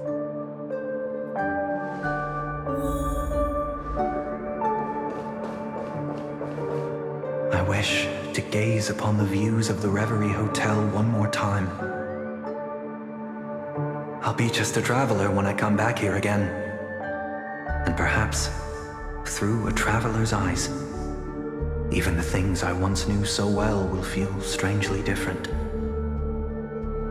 Penacony is a land of the harmony, where all dreams and hopes merge and combine.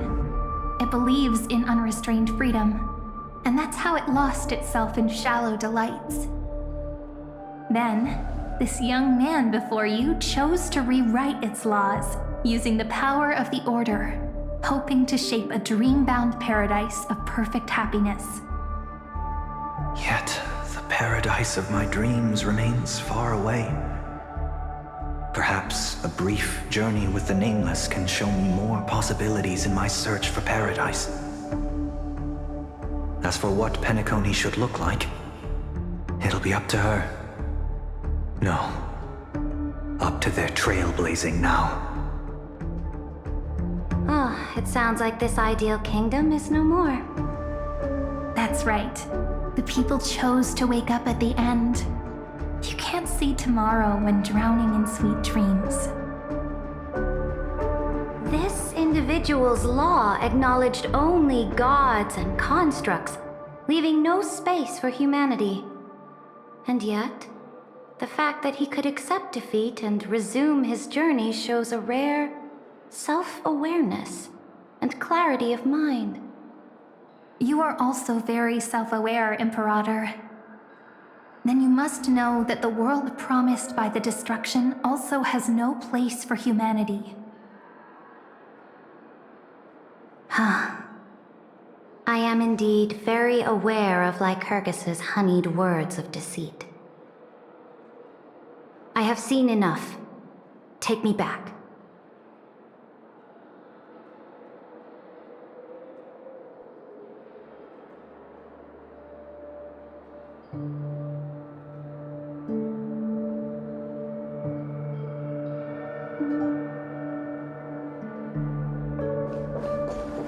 Then let's wrap up this trip down memory lane with one last scene.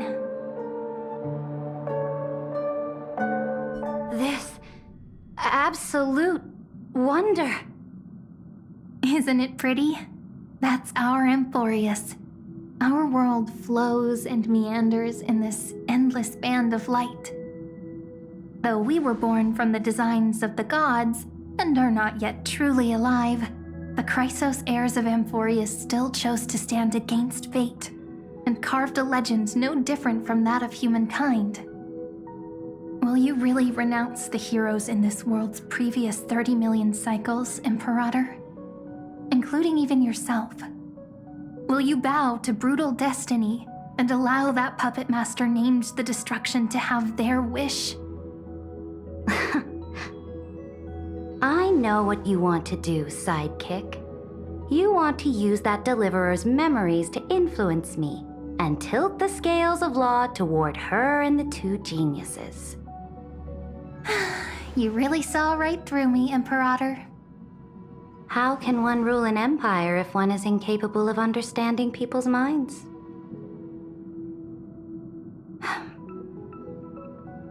I have decided on Law's final destination. However, before I move my next chess piece, before we go on, tell me this, sidekick. Throughout her trailblaze, was there ever a memory of the ocean?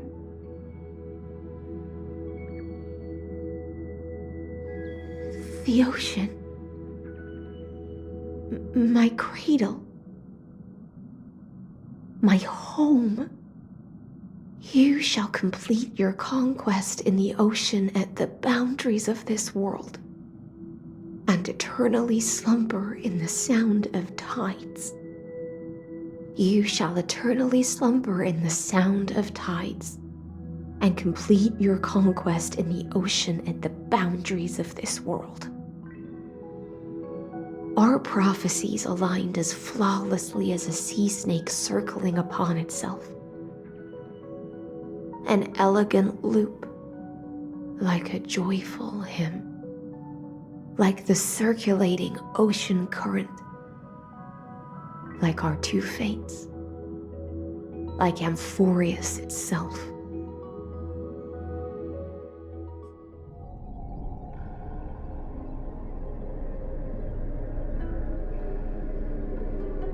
The trial is over. So tell me, who will own the divine authority of law? I won't give it to anyone. What? I am the law. Why should I give my imperial crown to any other? Both the Deliverer and the Theoros came from beyond the sky.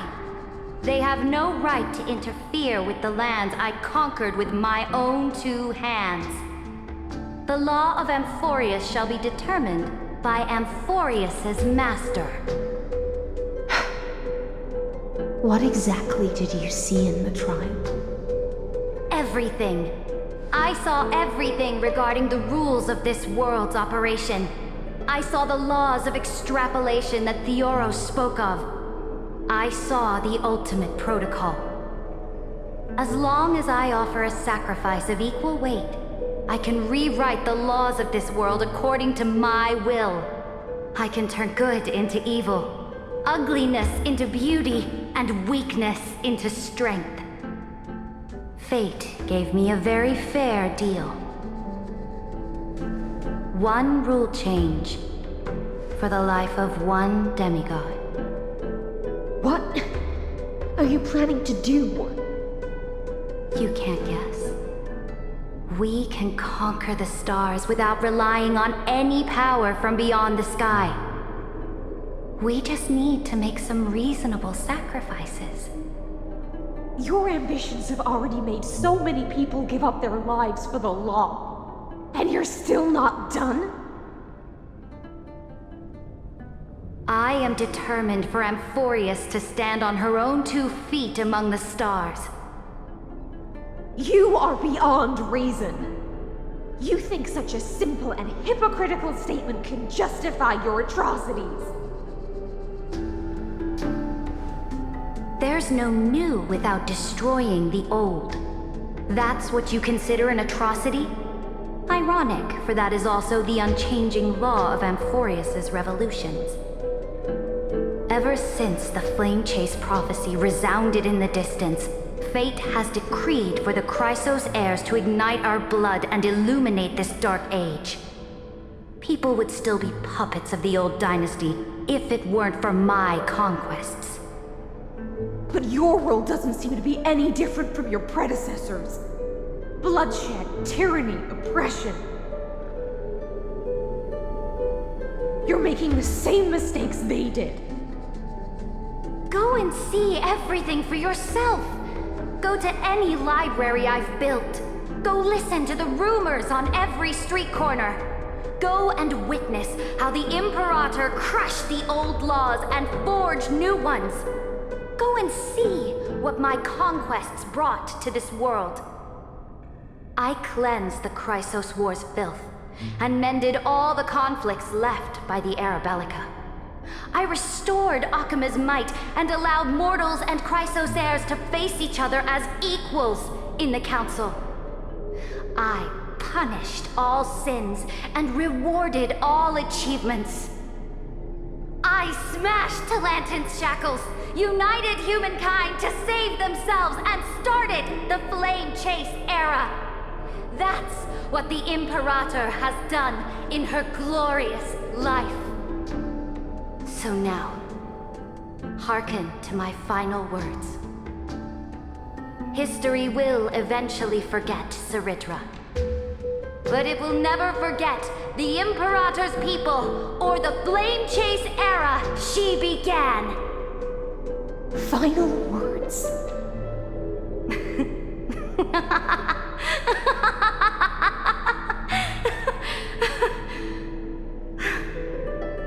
Amphorius is about to be destroyed.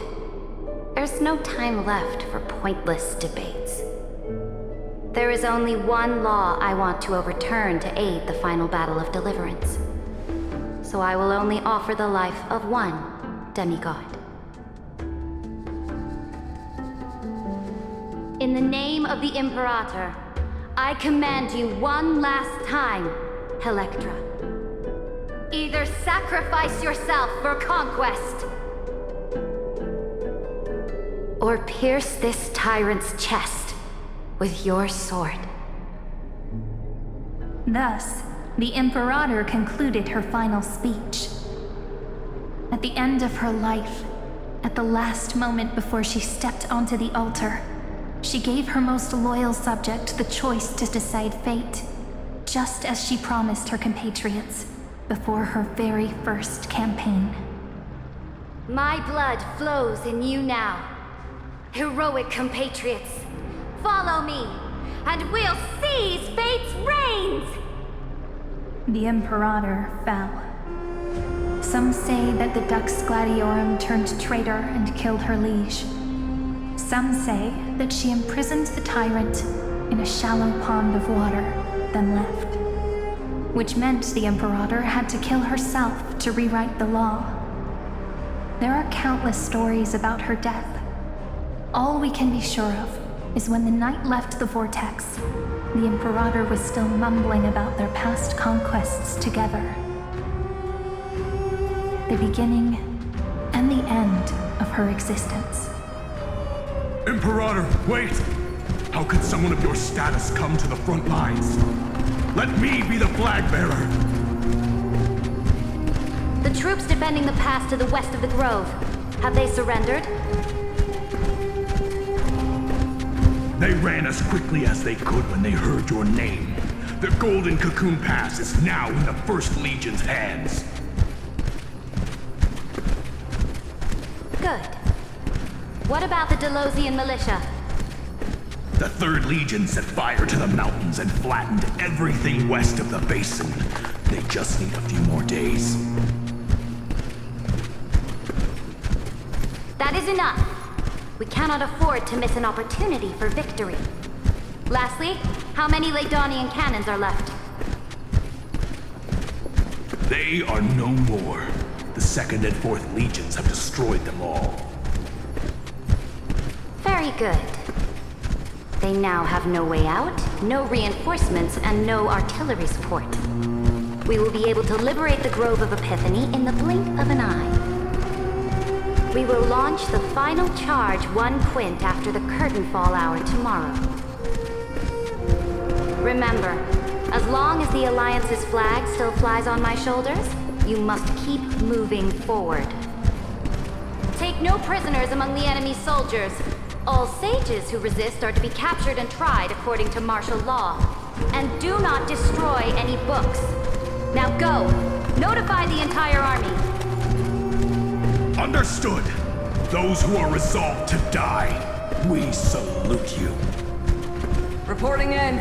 The mountain dwellers are resisting fiercely, and the legendary Mountain Breaker is personally engaged in battle. Their formations are nigh impenetrable.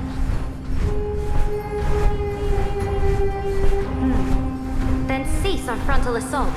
Send scouts to all legions and tell them to retreat into the Tritos Plains before the parting hour. What?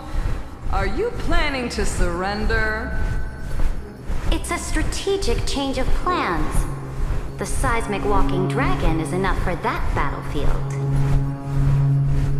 Walking dragon? You mean that stupid beast, Terravox? What can they even do? Stupid? No. They are the wisest of all of Giorio's creations. Only they can perceive the currents of time. Let them deal with their earthly brethren. We will advance and take the lead in defeating what remains of our enemy. I will deliver the most fiery retribution for the humiliation they dealt us, and crown myself with a god-slaying wreath. Understood. I'll see to it. Those who are resolved to die, we salute you. The Temple of the Three Fates sent a letter, Imperator. They refused to surrender and said this letter is their last warning to us. Tell the commanding officers not to launch any attacks unless they receive the Imperator's handwritten approval. Disobedience will be punished by death. Oh, what are you doing? The priests of the Three Fates aren't soldiers, but politicians. Do not mistakenly believe they don't have a plan. These dying pests will wring out every idea from their brains, all for short-sighted gain. They are much shrewder than we are. I am inferior to them in that regard. They also have the prophecy to wield as a weapon, something I am not blessed with. Launching an unplanned attack will only disadvantage us, as all of Emporius will judge our actions.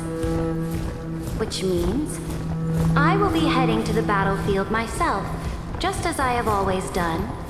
This time, however, I will go alone. I will conduct secret negotiations to ensure fate is on our side. Understood. The legions will make their preparations. Those who are resolved to die, we salute you. Why are we not allowed to march out with the army, Imperator? This will be a long voyage with no return. Those of you who bear the prophecy cannot come with me. Why are you personally leading this battle if it's doomed to fail?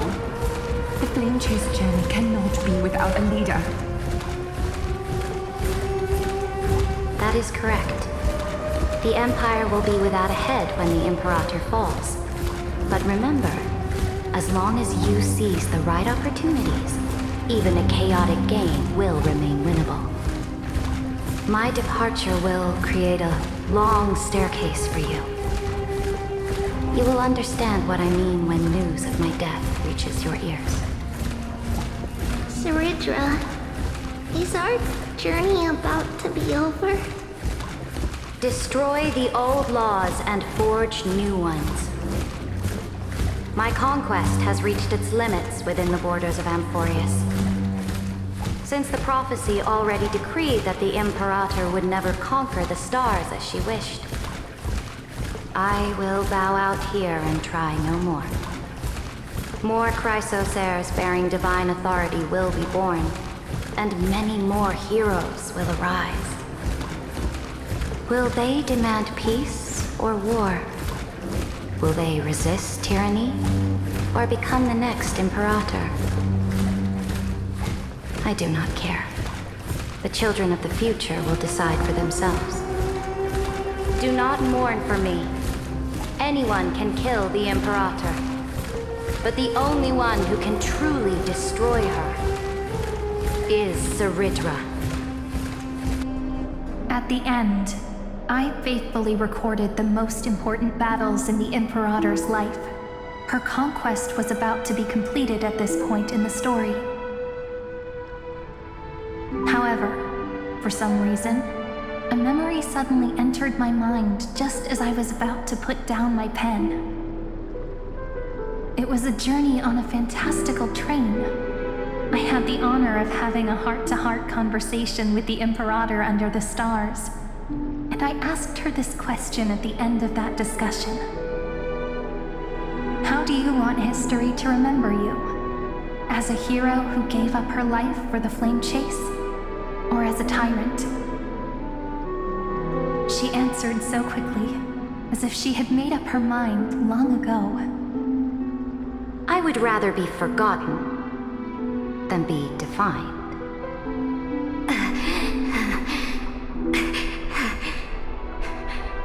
Because the law can be neither eternal nor unchallenged. And only humanity can pen laws into history's pages. Now, I have shattered the greatest law of Amphorius. The game is nearing its end. Dux Gladiorum. Even though you killed the Imperator in the previous 30 million cycles, this time you finally found your own law. Then High Sealants, Electra.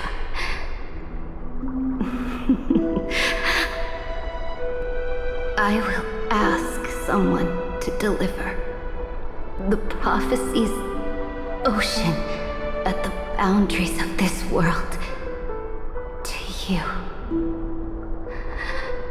Will you choose to swim into that ocean? I do not care. Do not care.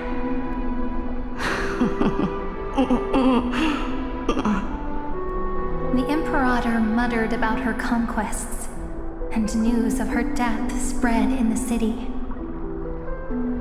Freedom! Liberty! The tyrant is dead! Go! Shout this news in the streets! My people! My fellow elders!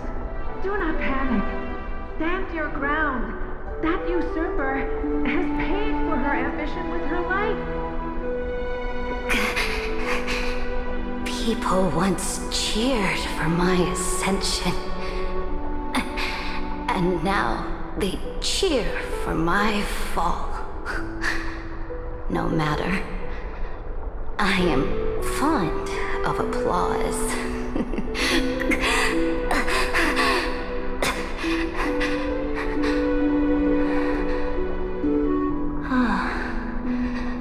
I see the cosmos, the battlefield that I cannot reach. I will return in the next cycle. The stars will hear my legion's war drums. Hear the great name of the Imperator. Hear Amphorius's surrender.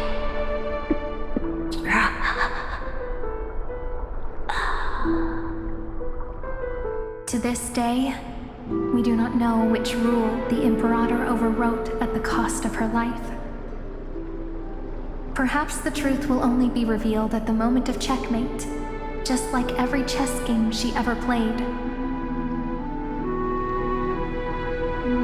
We only know her death inflamed Akama.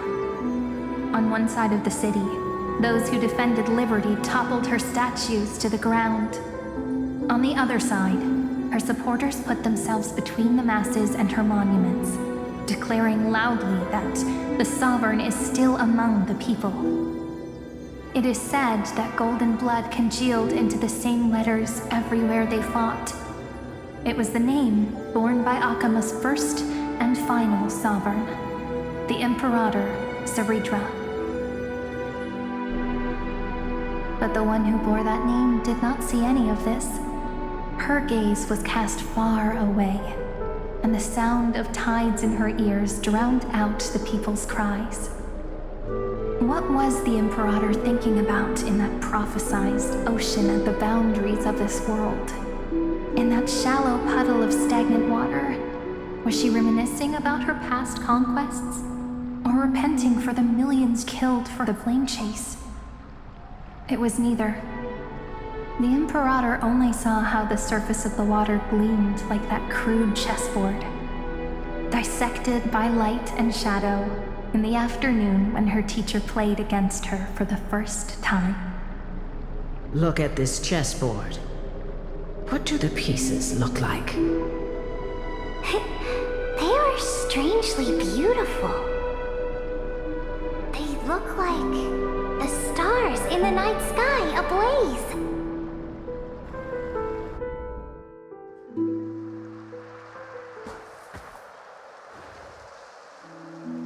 From that page, emerged an ocean so vast, so pure, not a single trace of corruption. Is this Saridra? Electra, my subject. Ever since you walked out of the tainted ocean and pledged yourself to me, I have seen the abyss in your eyes and the emptiness in your heart. That was why I promised you a new ocean, where the Imperator's ambitions would serve as the currents, and loyalty would be its light. Electra, my subject, you have done your duty as my blade.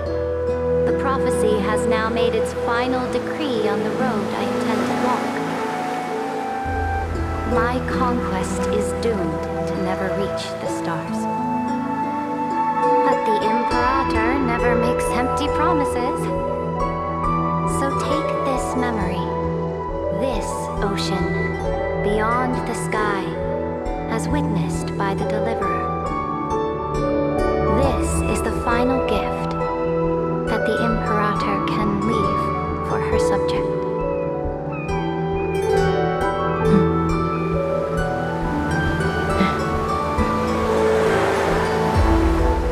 When I was still a fish in the ocean, I always felt so genuine swimming through the waters. But once I stepped onto land, I found myself caught in a play. Every land dweller wore a mask in their life. So I, too, donned a costume and tried to find my role in this show. I became your blade in war and the violin strings at banquets. Do you still not get it? I do not long for the oceanic depths of my homeland, nor do I crave the swelling seas beyond the sky. Perhaps even I don't know what I want. I still don't know where I should swim to even at the end. But I know one thing right now.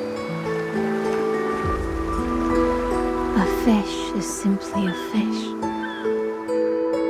And she can never leave the ocean she's in. But whether under the ocean or on land, we two prisoners who can never escape this cave can still look outside the cave and see the stars. I have to admit, the 12-factor simulation of life in this experiment has far exceeded my expectations. Make your choice then, Senior Society member. Do you want to keep walking down the wrong path and be remembered for your incorrect conclusions? Or do you want to return to the audience seat and give yourself, Amphorius, and the entire cosmos a more fitting end? I must refuse. A dead man never fears death. Did I not make myself clear? Have you forgotten about our dear Lord of Silence? You wouldn't want her to consider your 8 other clones as cancers within the erudition and chop them all up, would you?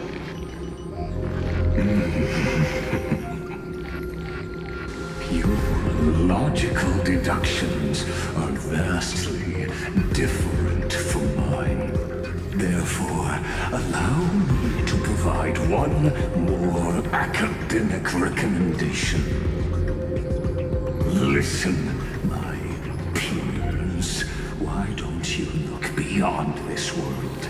Just as the Chrysoseirs did. Re-evaluate your calculations and take into account all enemies in the upcoming war among the eons. Amphorius is not a place where 3 paths entangle, but where 3 paths fight to the death.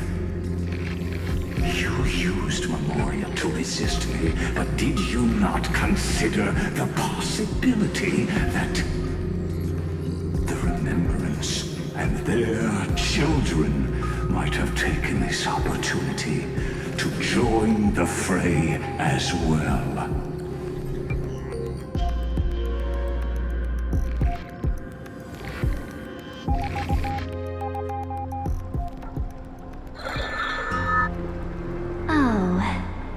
So this isn't just silence. It's the answer. What was the last thing she said to you before you parted the waters at the Scale Gorge waterscape? A tricky question, but one with a simple answer. She didn't say anything back then, right?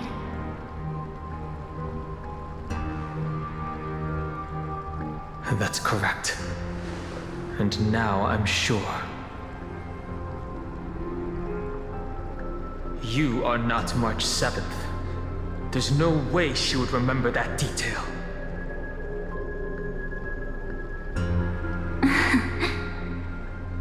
I'll only warn you once.